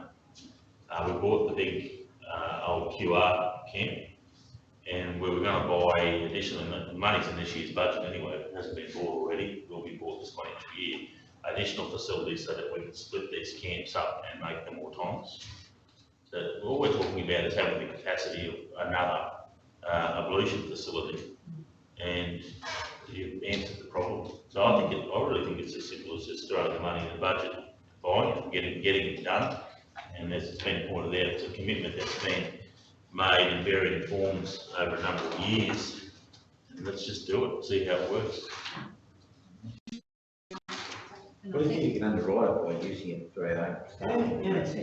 Not only that, when we use it in a recoverable work sense or transport plan roads job, it has a charge out rate as an item of plan. So you've got a revenue stream that offsets that maintenance, repair work that's necessary, and ultimately it's on a replacement schedule. When it reaches its useful life, you sell it, you buy a new one, and it keeps the quality of our camp facilities high for our employees that are working in the field. This sort of complements some of the industrial changes we want to look at with 10 on and 4 off and different types of work rosters to get better productivity in the field. It's a win-win for us. It just means being flexible enough to accommodate that community usage. But if that was coordinated and planned, and it's not every event that's going to be needed, you can work that out on the calendar and plan it. So it's not just the Friday before the event, you've got to race around and move the item. So, and part two of that is making sure that those communities that we believe will be wanting to utilise that asset are equipped to take that facility on site, because it sounds like a great idea, and I really am supportive of it. There is opportunity for us actually then to hire it at a fee to neighbouring councils. So, but it's just making sure, because this is one expense, and I don't think it is actually a lot of money for that particular item, but it is then making sure that the communities like Meania, like Dingo, and Springshore are, those facilities that we know that they use, where they need, the sports grounds, the race course, those sorts of spaces are equipped to handle this particular piece of infrastructure. just to comment on that through the chair, some of the modern ones have got their own receptacles included, so that there's no discharge to a septic system or anything. It's all contained. Take it off site. Yeah. So there's other ways of doing it, and power is usually generated power, but it could be reticulated, plugged with reticulated energy, depending on where you are. Yeah. I reckon that's a good idea. So I suppose the offer there is it could be part of our plant that we use and made available for certain events, or we could just make it just for these community events and have a business model where you actually rent it out. I don't think you can do both, because you'll find that if it's part of our camps, it'll be an inconvenience to manage the moving of it to different events. It's achievable, but you wouldn't be able to do both. And that's my point, I don't know whether we can rent it out to these community events as such. No. We've got to be very careful moving into the commercial. No, I didn't mean that. I meant if you bought it as an item of plant and then Gerard's using it, we've got 220 work days a year, and he's going to use it attached to certain camps depending on the different types of roadworks that we're doing. And then if he knows that Meania Downs required on this date, that's an inconvenience, because that job might be going for 2 months and they've got to take that facility away. That's why you need an extra one. With however our camp configuration works, you sort of need that extra one. So you can beef up capacity at a camp, or you can take it away, but you've still got working facilities. So what I'm saying is the two things will be own it, use it for business as usual, and make it available to the community free of charge as your sponsorship. That's one model. The other model will be just buy it, keep it in pristine condition so it's very well maintained, and then have a business model where you commercially rent it out to another council. They probably pay our council and give it to their community groups for free. But I don't think you can do both. I think You've just got to be we're going to use careful it for just competing keep it against available. local business. We talk about having these large ticket bloody sporting events or the likes, community events that bring money to the town, and we've just got to be careful of the JJ Richards or the waste management people of the community that we're not seeing to be taking some of that revenue away from it. So, For a big event and going through the chair, I think Janfest next year is 30 years, is that right? 30 years, so we had 7,000 this year. It's arguable, we could have 10,000 visitors. Even with something like this, it's not going to be a solution. You're still going to have a pump out operator engaged to regularly pump out the septic and this unit as well to handle the volume. So this is not the solution, and to just take pressure off some of the community events by having more pedestals, more facilities. Still got to get rid of the volume. for those bigger events. Certainly, through the chair, certainly if we trial the second option you mentioned about keeping it separate for community events, if there wasn't the utilisation, then you could always roll it into your fleet when you were retiring in other pollutions as well. That's true. You could park it up at Vicky Day Park, where we don't need it. That's right, there's lots of Vicky Day, wherever that is.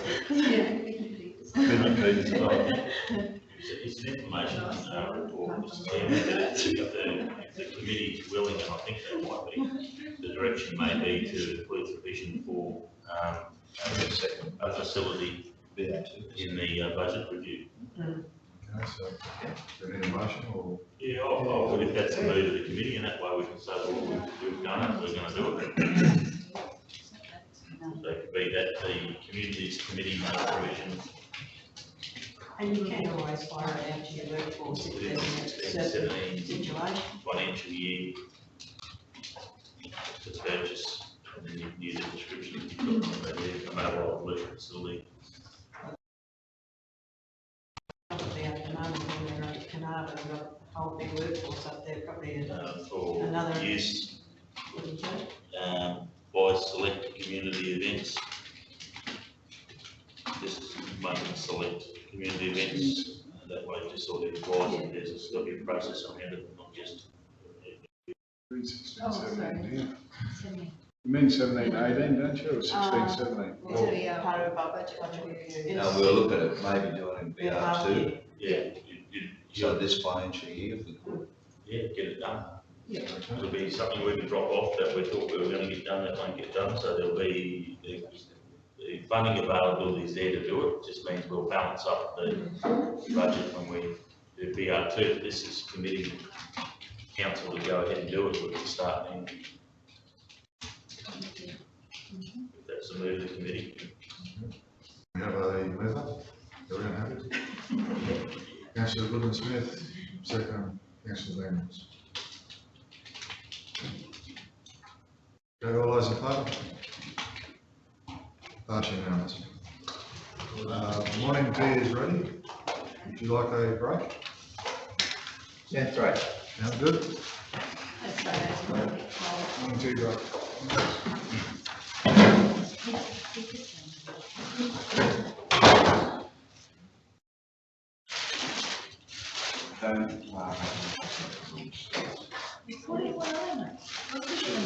Did you get that one?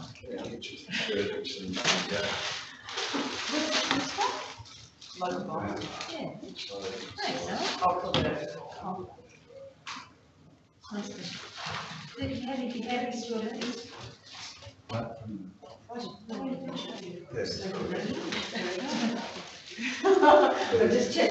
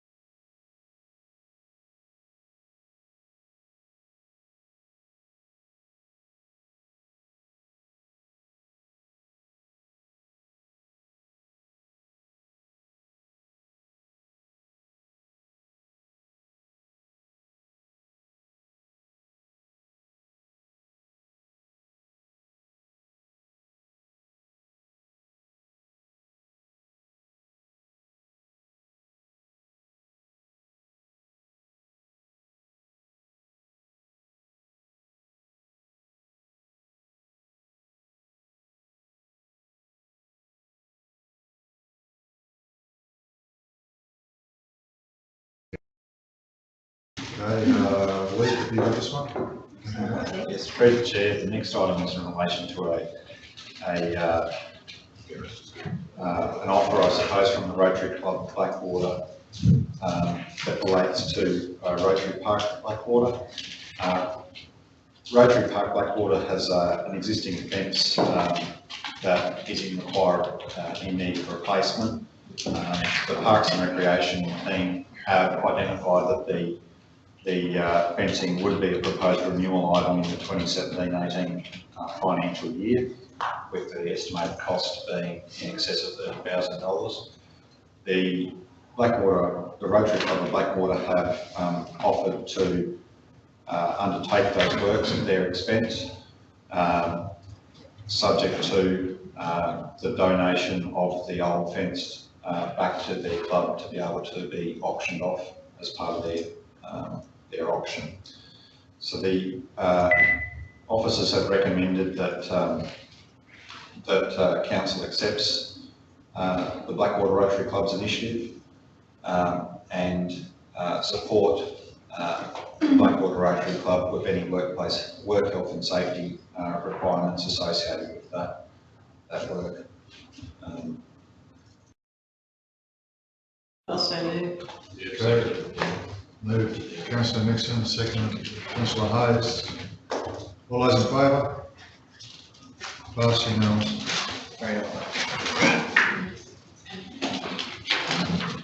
Okay. Next item is Creative Cultural Futures Strategy.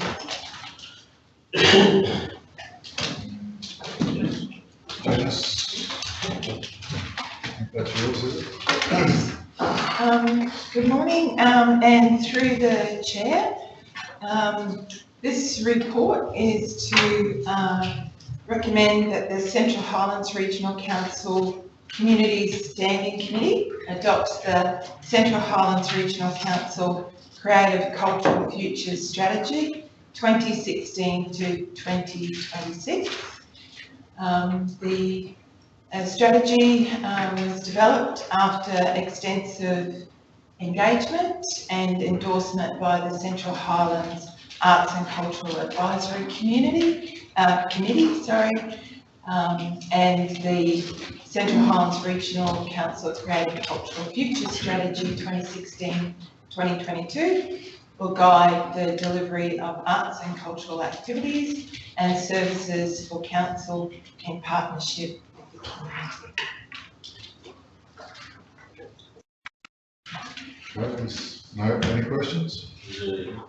Perhaps an opportunity, Mr. Chairman, Karen Watlock will take the committee through some of the presentation points. Okay, this Creative Cultural Future Strategy has been quite a long while in the development.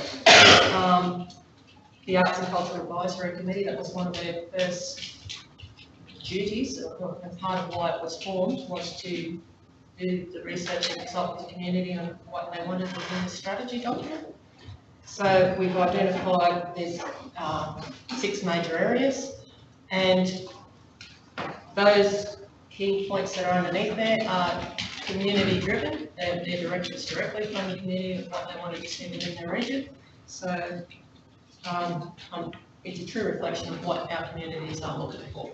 So there was a long engagement process and consultation with communities everywhere, and we initially showed it to the former Arts Minister Ian Walker, who came out in 2014. So that's how long it's been in a draft state.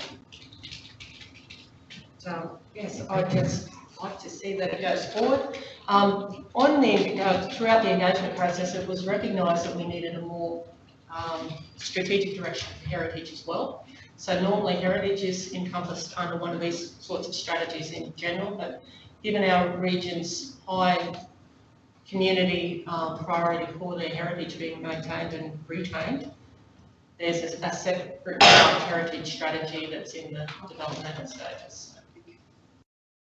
So I'd just like to see that it starts to happen. Some of the objectives are already happening. Some of the things that are linked to this framework are out and happening as we speak. Great to see it actually adopted by council. Good on you, Karen. I'd just like to say congratulations. It's been a long time coming and as you say, there is work in progress against the strategy now, but I think this certainly provides a nice framework for us to work within going. So congratulations on the work you're putting in this. Yeah, I just, yeah, I think it's a great document, but I'm just worried, I'm a bit concerned about format. And the first part is a message from the Central Islands Regional Council. It should come from the mayor and not from the former mayor.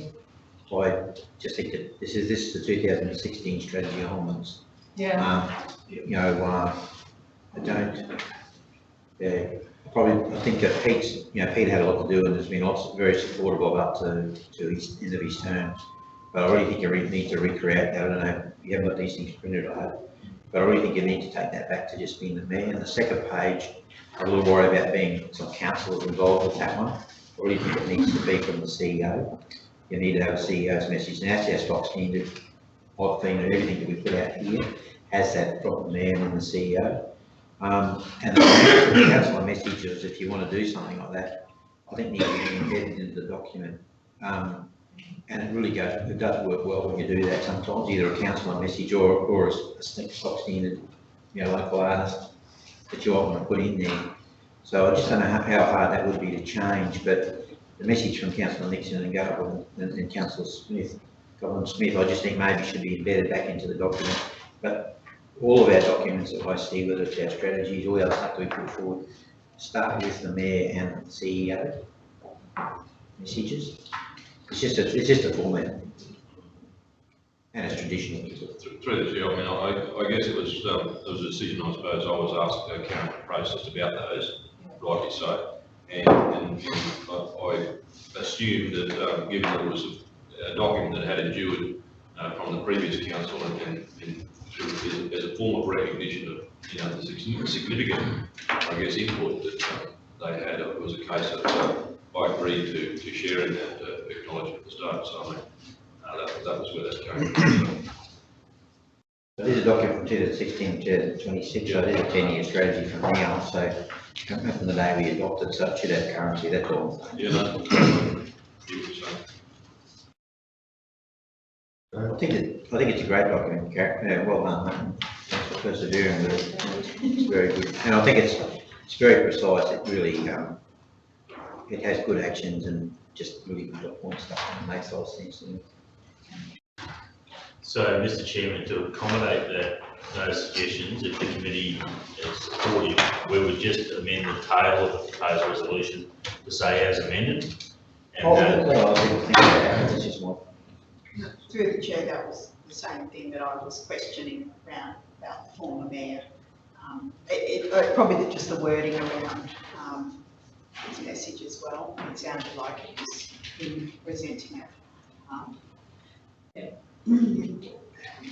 I will take that on board because I did have some concerns about the formatting. The document wasn't originally ready a year ago, but it just hasn't come through. So that's yeah, that's been part of the problem there with formatting. So And I just think there's some little white spots in there where you can put that council stuff, and even if you had some comments from some of your other artists and stuff, I just think that'd be great to embed those sorts of words in there somewhere, because I think it really does bring strength to the document. But yeah, the endorsements. Yeah. So, Sorry? yeah, just which way do you want it just changed within the start of it, or you want? Well, the front two pages, I think you should really need to go to the mayor and the CEO, and then I think those comments of Gale and the two Gale, Nixon, Gale Smith, if you can embed those into them, and then even if, as I said, there was someone else you felt that there should be in there that's contributed well, those words really reinforce if you have a look at some of the strategies. So you embed those comments and those photos in there, or where there might be a bit of a blank opportunity, blank page to put them in. So I think you add them into the into the document itself. So I think it just reinforces the dot points, and the positive partnerships, or you can put them in there somewhere where they add value to the comments. So if I go along that format, I'd like to suggest also that I acknowledge the Arts and Cultural Advisory Committee, because they were major contributors to the whole document. Yeah. I was Add that in just there gonna too. say maybe if we're going down that track. Around that, maybe, yeah, and maybe that's a capacity that get reference, if at all, if it doesn't matter. Yeah. I'll still put that with in the document, but it'll just be a little bit more formatted. So would you like me to bring it back to maybe after the format? So, The only important thing is the dot points, and you've got to let right. The important stuff. Spot on, Karen. Okay, we have a motion up on the screen there. which accommodates all those amendments that have been discussed. So what we would be, if this gets up, we're basically saying it's adopted, with, provided the following amendments occur, and there's the 4 dot points. Absorption of those councillor comments into the strategy content appropriately, or we'll freshen this up if we need to. The mayoral message will be from the current mayor only, so the current mayor only. Appropriate artisan endorsements, and feedback from the chat hack, whatever you say. Brad, the chat hacker or something. Sounds like we need to cut it back. Okay, so we have a mover for the motion. Councillor Goodman Smith. Councillor Bell seconds. Okay, all those in favour? Passed unanimous. Well done. Good on you, guys. I feel like clapping. Clap if you want to. Like you. I feel like drawing something. It's too noisy for our listeners. Okay, so we'll move on to an update of the new Blackwater Aquatic Centre. Luke? Through the Chair, this report provides an update into the status of the new Blackwater Aquatic Centre. So the new Blackwater Aquatic Centre is progressing quite well. There have been some minor delays to the overall schedule based on rain events back in July. But our estimated date of practical completion is holding fairly well fast, around the 20th of January next year.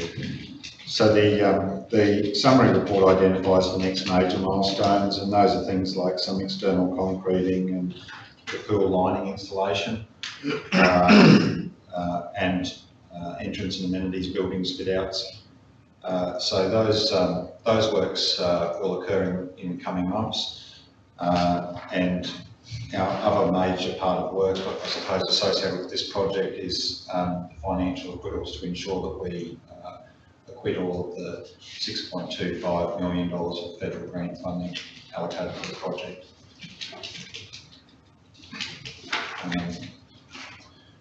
Councils would also note there are some up-to-date, well, some outdated now photos at the back, but there's progress every week. So, and we're getting quite a lot of information, quite a lot of photos and imagery to be able to support future events and the like. So, have you been in touch with the Commonwealth Games group to let them know they can train in this, because it's as good as anything in Brisbane or better? Have we genuinely? Not specifically about this project, but we have made inquiries to the Commonwealth Games organising group about other facilities in the region, and we prepared a prospectus about the type of facilities that we have that are suitable for competition across the range of sports. So the Emerald Aquatic Centre and the Blackwater Aquatic Centre, once it's finished, would both be able to be certified for use, meeting the Olympic standards. So that will be something that we'll be undertaking when the Blackwater pool is finished and filled. So that includes getting an inspector from Swimming Australia to come and inspect and confirm that it's the correct dimensions. It'd be a great boost for that community if that could happen. So, yeah. It's, through the Chair, it's an issue that whilst we built the Emerald Aquatic Centre to the correct dimensions, that certification was never undertaken, so that's a step that we want to be able to try and tidy up both pools at the same time, because they both fully comply with the requirements. Great idea. Thank you. Any further questions? No further questions? Yeah, everything else is going okay, it's run on budget, but there's no nasties coming. No, through the chair, it's running on time and on budget. It's actually ahead of schedule at this point in time, even with our delays. But we are mindful that we are coming into the wet season. So if all works and Hutchinson's progress has been really quite good, and most of their works that are weather affected should be fairly well progressed, and we're hoping to be able to have everything finished. So the outstanding item is going to be putting the liners down in the 50 metre and the 25 metre pool, but we've got the shape, the roof structure going up soon, so that should protect the 25 metre pool. So we may need to do some compounded water out of the 50 metre if we had any large rainfall events, but we're tracking very well. And the external works, is that in our contract, the council's contract, or theirs? It's in the contractor's contract, so the external works on the car park and the roadway are all being managed by Hutchinson's. No further questions? Oh, and you're planning some sort of a special bloody event, I suppose, of some description, you're getting up. Yeah. A real mermaid or something. It's right today. Oh, dear. Yeah. No, through the chair, we were looking at that. We were certainly, and we were looking at trying to lock in a tentative. Well, we have locked in a tentative date, I think, for about the 4th of March, I think, in Ken O'Dowd's calendar as well. So you have a soft opening? No. We'll have a soft opening and then the hard opening, yeah. Yes, through the chair, we would run a soft opening so we can iron out any issues during the first few weeks of operation. And that also gives us some time to ensure everything's 100% by the time we do an official opening, with any dignitaries, etc. So the soft one is the 4th? Through the chair, no, the soft opening would be as soon as we've got the pool ready, and then we would aim for an official on around Friday, then 26th. Armstrong probably could come up. Do all that for you? Yeah. Let's get Dawny. Doing charges too much. No, is it? I could have come up for free, wouldn't it? Well, move on to the Emerald Aquatic Centre, and the water slides. Through the chair, the Emerald Aquatic Centre water slides are progressing very well. The slides arrived slightly later than usual, but Swimplex mobilised a larger construction workforce, so they've regained time, and they've actually looking at today being their last day on site until they commission the slides. So the outstanding works then, essentially council should regain possession of site later today or tomorrow. We have contractors lined up, a fencer and concreters to go in, and council's own workforce to do some irrigation and turf to be able to get that project completed. So tentatively we're working on or around the 14th or 15th of November, being the date that we complete all works. We're just trying to confirm the final date with our contractors so that we can notify Swimplex and they can come up and do the final commissioning. So the final commissioning will basically mean putting water down the slides and making sure they operate effectively. So the schedule in the information report indicated the completion of council works on around the 18th. So we are probably a few days ahead of that best case scenario, but yeah, certainly keen to get that project concluded as soon as possible. So the mayor would be first down the slide? No, I think there's Councillor Bell in his budget bubble. I think there's a mission stick there that tells you. There's two heights, okay? Sure it is. Three, yeah. Three. Three different tubes. So yes, through the chair, there's two 8-metre slides and one 5-metre slide. The 8-metre slide, the yellow slide, is a drop slide, and it will be one of the fastest slides. That's the one. That's the one. And so it's certainly received a fair bit of attention from visitors and people in the Sick community. bag at the bottom. Want to hang on to those budgets. I did put that budgie smuggler thing in for a joke, but someone's taken it serious. But on a serious note, Councillor Bill, you did have a couple of ideas Yeah. for promotion that we should discuss. I just thought that, well, we should talk to the operators up there and just see if they're happy with it, but I sort of thought that, you know, it's the sort of thing you could either auction or raffle, the first person to go down, you know, give it to a couple of clubs around the place to see if they could get a, you know, fundraiser and do something like that, you know, for the community side. Can I just say that I put a photo of, unfortunately, it was Councillor Daniels and Councillor McIndoe, Councillor Rimble came on Facebook, and it didn't go all that well. It got 407 likes, 100 comments, and it went to 19,700 people. And that was a great little, just a shot about, you know, it's opening soon. So I don't think that's one of the best I reckon I've done. 14,000 organic reaches and 5,300 paid. So it just went off like hotcakes. And most of the comments, all except there was a couple of little ones from another little community, just mentioned about when are we going to get one of these and other things which we straightened out. It was every one of it's been positive, and a lot of comments even from other towns, like from Kai and Gladstone and Rocky, saying we want one of these. You know, how come we haven't got one? They've got one. So it's built that sort of parochial interest as well. So locally, a lot of young people into that Facebook site, and you know, a lot of not normally the group that I normally sort of attract.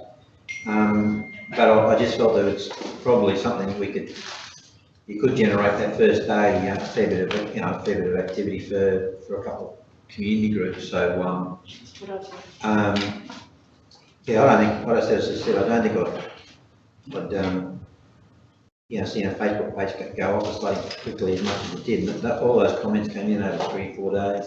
So yeah, it is a very popular thing, and I just think if we had a talk today, then there might be an opportunity to Look at the unique marketing. do something a bit spontaneous, because you haven't got much time. I thought, yeah, as I said, the first people down there, some people might, you know, feel options, do something. We went to some charities and others, that there'd be lots of little innovative ways you could make that really work. Any further ideas? No, I don't got another one. Yeah, and I think if we can promote to the partnership arrangement, it's a good opportunity for that. There's probably still some people out there that think that it's all council funds, and there's opportunity to spell that through media releases and the content for the opening, to make people aware that even in a time where there's some difficult economics, I suppose, there's still all these positive things going on with you know, entrepreneurial effort, partnership with council, use of local contractors, local suppliers, the positives around it all. Well, I mean, there's a couple of people offered me $100 just to see me go down there and be budgie smuggler, so I think there's about $200 or $300 happened from one little post. So I had to decline though, only for the public's bloody sanity, and for them to let me not get turned off the opening day and me being there with budgie smuggler. But I do think there's some people out there who have some fun with it, and you know, and just with all the comments on them, what I've got on here, you know, breathing intensifies, it's huge. You know, I'll donate $100 to charity if you go down and your buddies, you wear your budgie smuggler belly. And then one guy sort of coming in and saying, well, that would be awful. And then something about slippery slide cannot handle the glory of his AWS, I don't know what that stands for. So there's been, as I said, everyone's been having a lot of fun. Wow, Rockhampton doesn't even have anything like this from Stacey Scott. So as I said, it just absolutely went bloody well, and it's an opportunity, I think, you know, just to promote it up.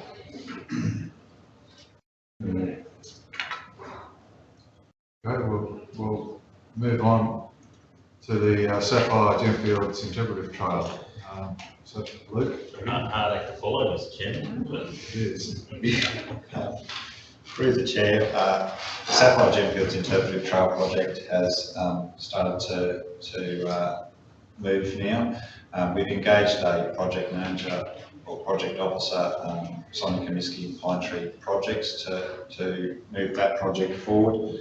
And she's been working with the community steering committee, and we now have 5, I suppose, a number of sites with interpretive place markers where we need to go through and evaluate those, and also have some plans that be attached to the report which indicate some options on where the larger interpretive node structures could be located. The interpretive nodes are basically, if you like, a carport, a bus shelter type structure that has a large signage panel.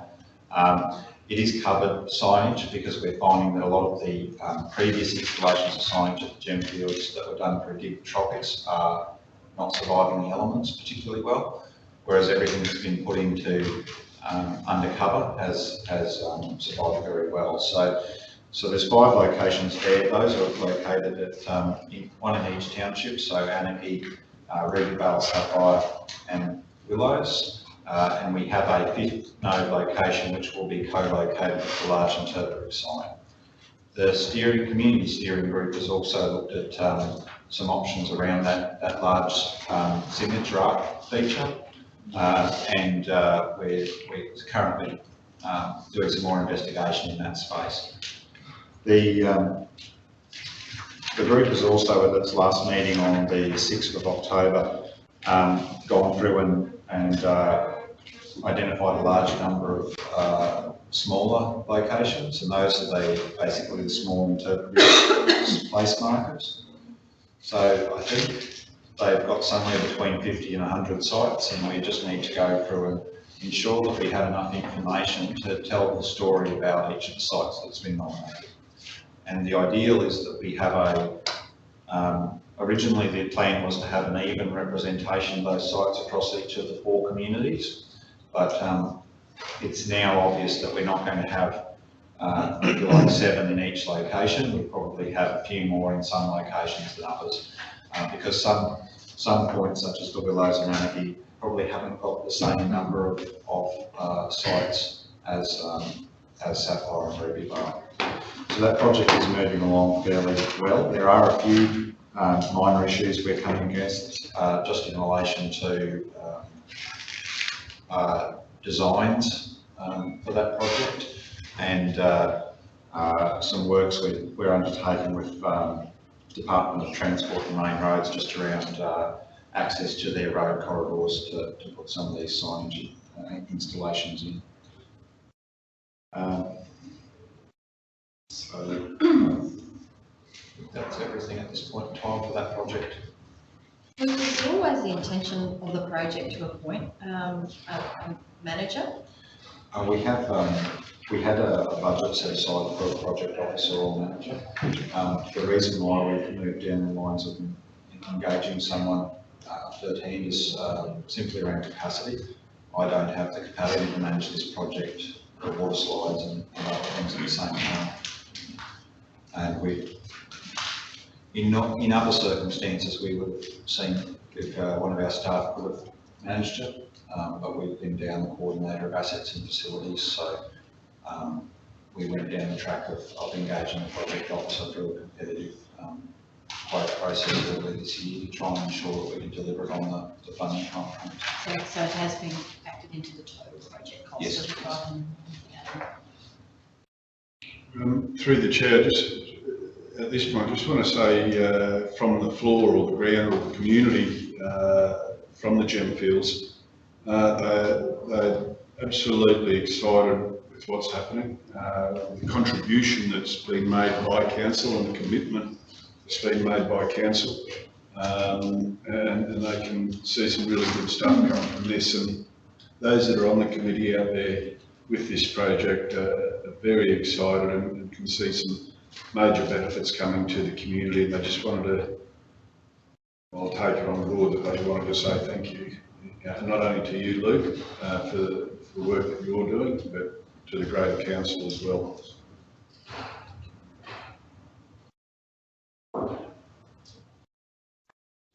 So, any further comments? Okay, we'll move on to general business.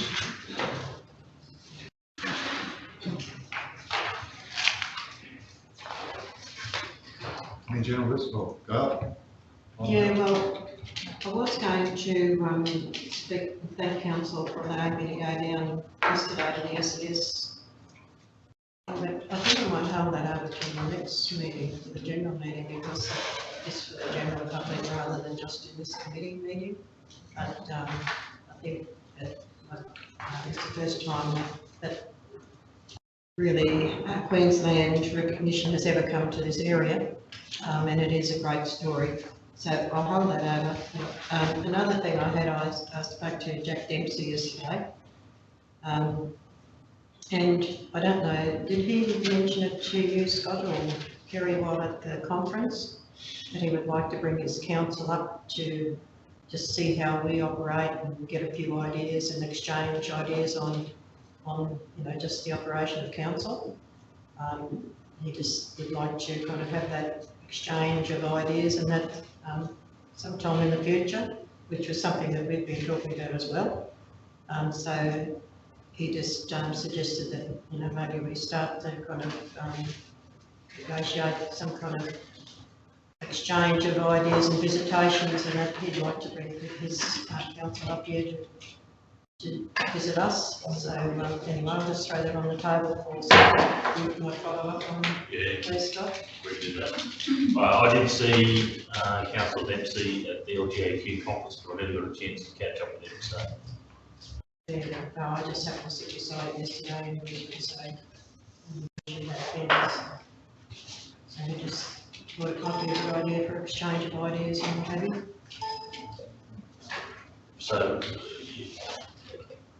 that's in its own right, so not part of any conference we're having here. You mentioned conference in connection to the LGAQ conference.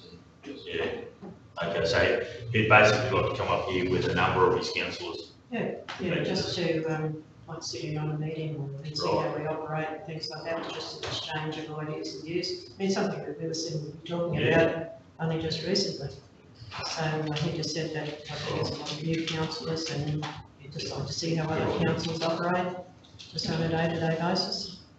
Yeah. Through the chair, just add to that, I did actually speak with Councillor Robert from Marinara. She was on the executive, I think, with Councillor Roll, the Ex-Force executive. And basically had a discussion about the same things about perhaps down at Marinara, just to see, as a neighbour, just to see what they do down there, certainly the rural services part of it. Yeah. So, and they're very keen on that, and they'd like to probably reciprocate, so sort of on your behalf, I suppose we could mention that.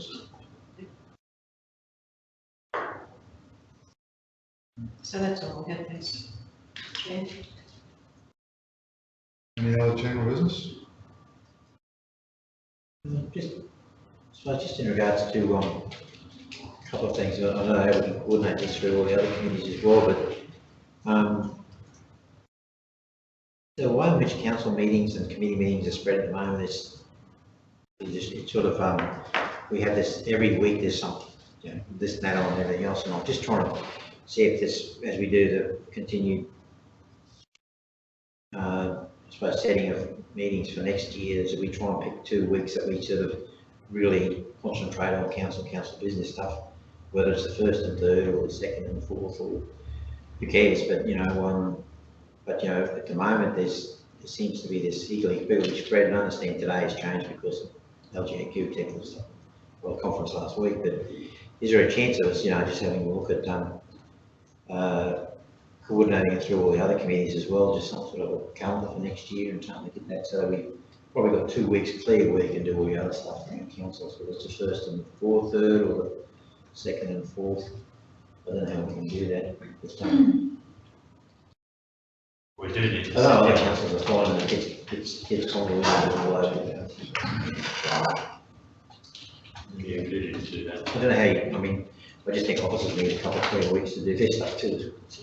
I think, you know, this year we've kind of been swapping and changing a lot, haven't we? A lot of training. Yeah, and so I guess a lot of that will kind of settle down and wait it until the next year, hopefully. Yeah, I think what Councillor Bell's suggesting is maybe review those frequency for those meetings.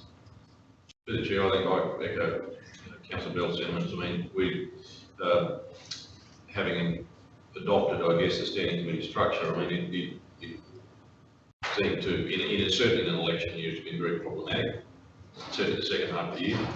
And I think a review clearly in line with just the practicalities of everyone being here. And in some cases, one day, then half a day for the next day. It's just, it just needs some fine tuning. And I think there needs to be a commitment to those days to allow councillors to do their other activities, knowing that there's a very, we should say, structured meeting time that can be, that they can rely on. And I'm certainly very keen to sit down with the CEO and other councillors to work it out. As I suggested, it might be that, and it's probably a goal that we're probably working towards anyhow. I mean, if we can get some good structure in our meeting, in our notes and minutes, we should be able to keep our time frames fairly constant. And if we can do that, we might even be able to put 3 committee meetings on a day, so that those things are completely covered off. And it might even mean that there could be an evening arrangement. I'm sure from a community perspective, there's a real understanding in terms of the fact that there is a real solid representation right across the region, that travelling to a day of meetings may involve even an overnight stay. I think perhaps to really resolve them well, I mean, that might have to be something we consider. So I'm happy to sit down and work through those things and see what everyone says from councillors. So I think it's a good suggestion, Councillor Bell. I've had raised that on that list, we brought it up before. And the other thing, like there's been a fair bit of duplication. I think we looked at that council on policy about 4 times.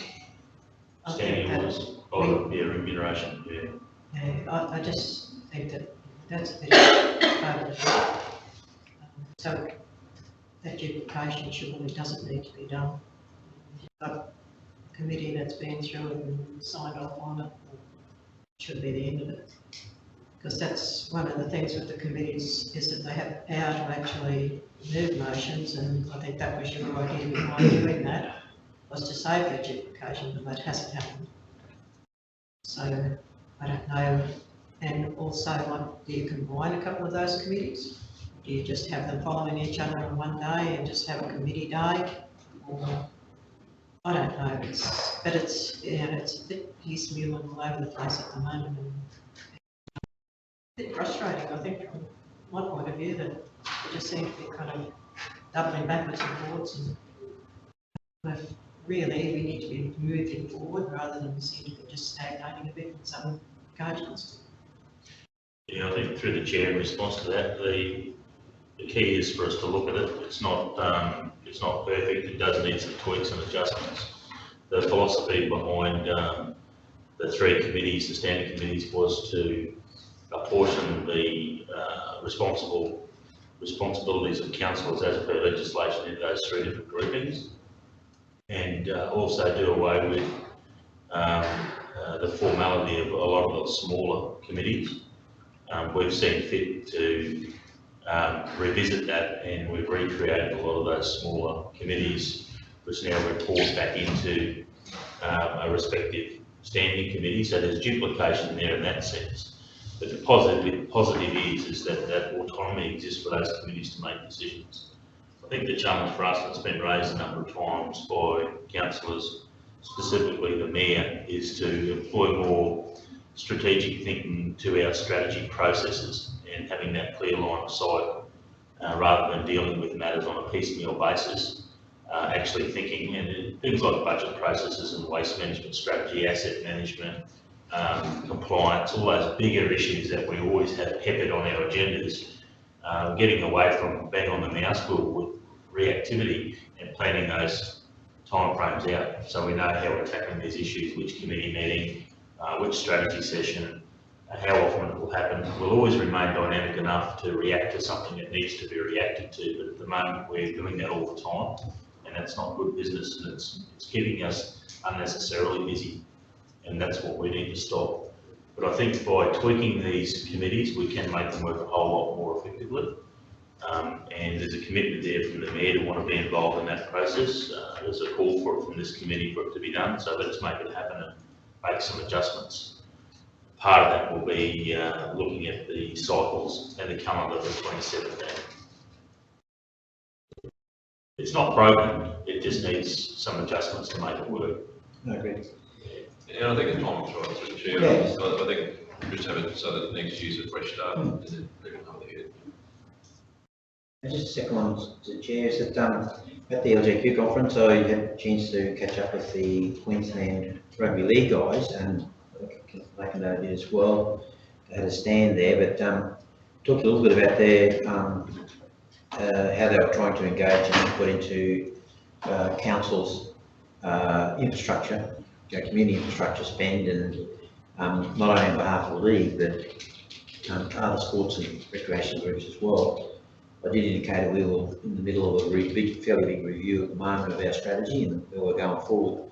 They have made an offer of maybe bringing up some of their people coming up to have a talk about that and how they see it working. So I suppose it's where I'm thinking now of our bigger councils, bigger regional councils we are now. The time's right for us to start to think about where how our strategy fits in with that national, state, local, regional sort of level of provision of sporting facilities works, and how do you do that? You don't duplicate, and how do you actually work through that with your community group? So, Al, do you remember those people's names? I don't remember. Darren and Yeah, old one. Yeah. So I just thought that they said they'd like to come up, and I wouldn't mind maybe getting up because they've done some of this stuff at the state level. So then you tie in. I think the thinking is that you tie in your applications for funding and others. So I think people are aware that most of the state registered state organisations of sports are represented on a group that go through and work with the state in regards to funding that comes into to different parts of the region. So if you have that tick off at that state level from organisations and how that works, so that you go through that as well, it's a little bit like Vodafone and Australia. It's just another group you bring into your tent when you're going for that state, federal funding for your sport and recreation facility. So there's that way of having a double barrel approach. You have, I suppose, the state guys approving and sort of saying we like your strategy, but we also then will come back and help you and support you with your applications and your funding submissions.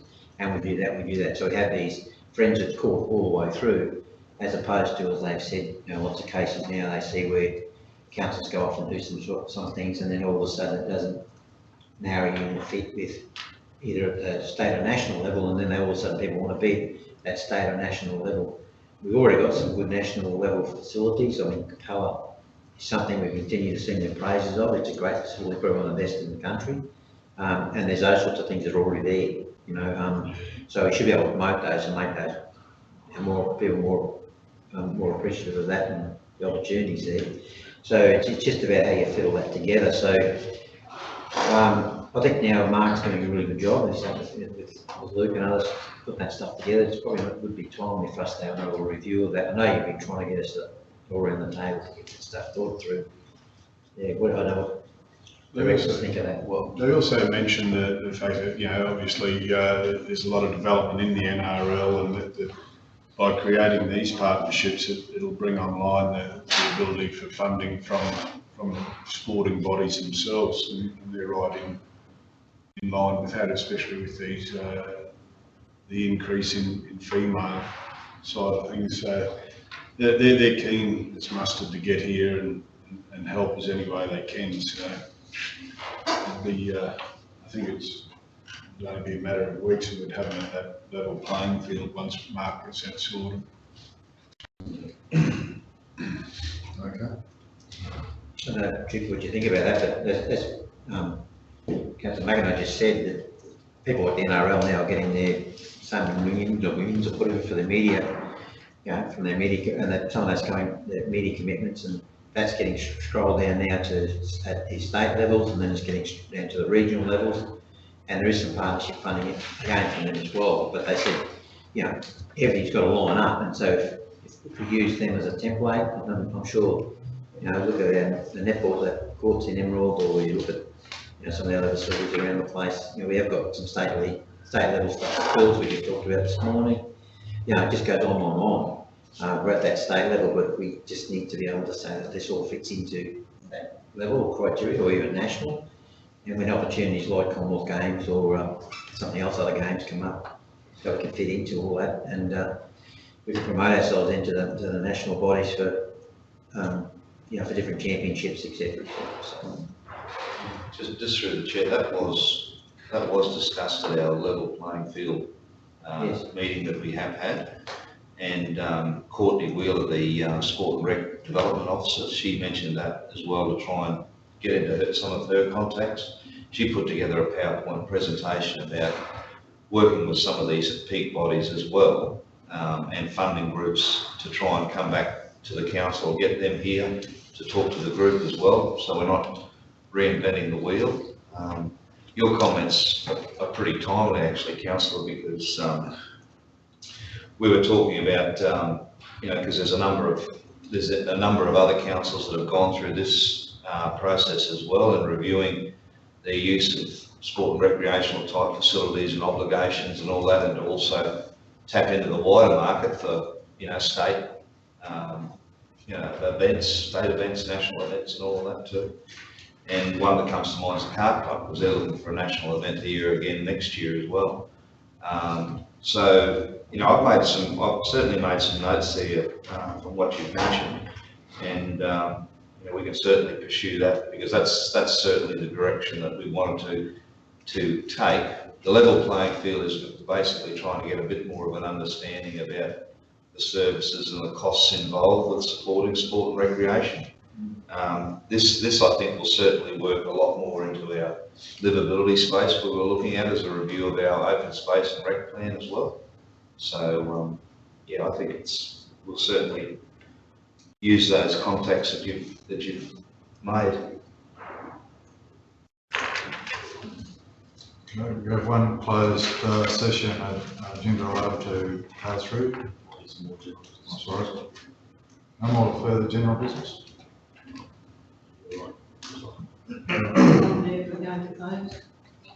Closed session.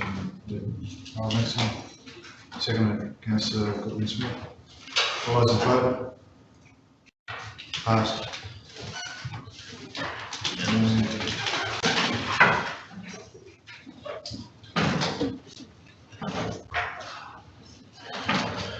Thanks, Andrew. Yes, Janice. Just check with Kelly first, because we want to be broadcasting. Are we still broadcasting?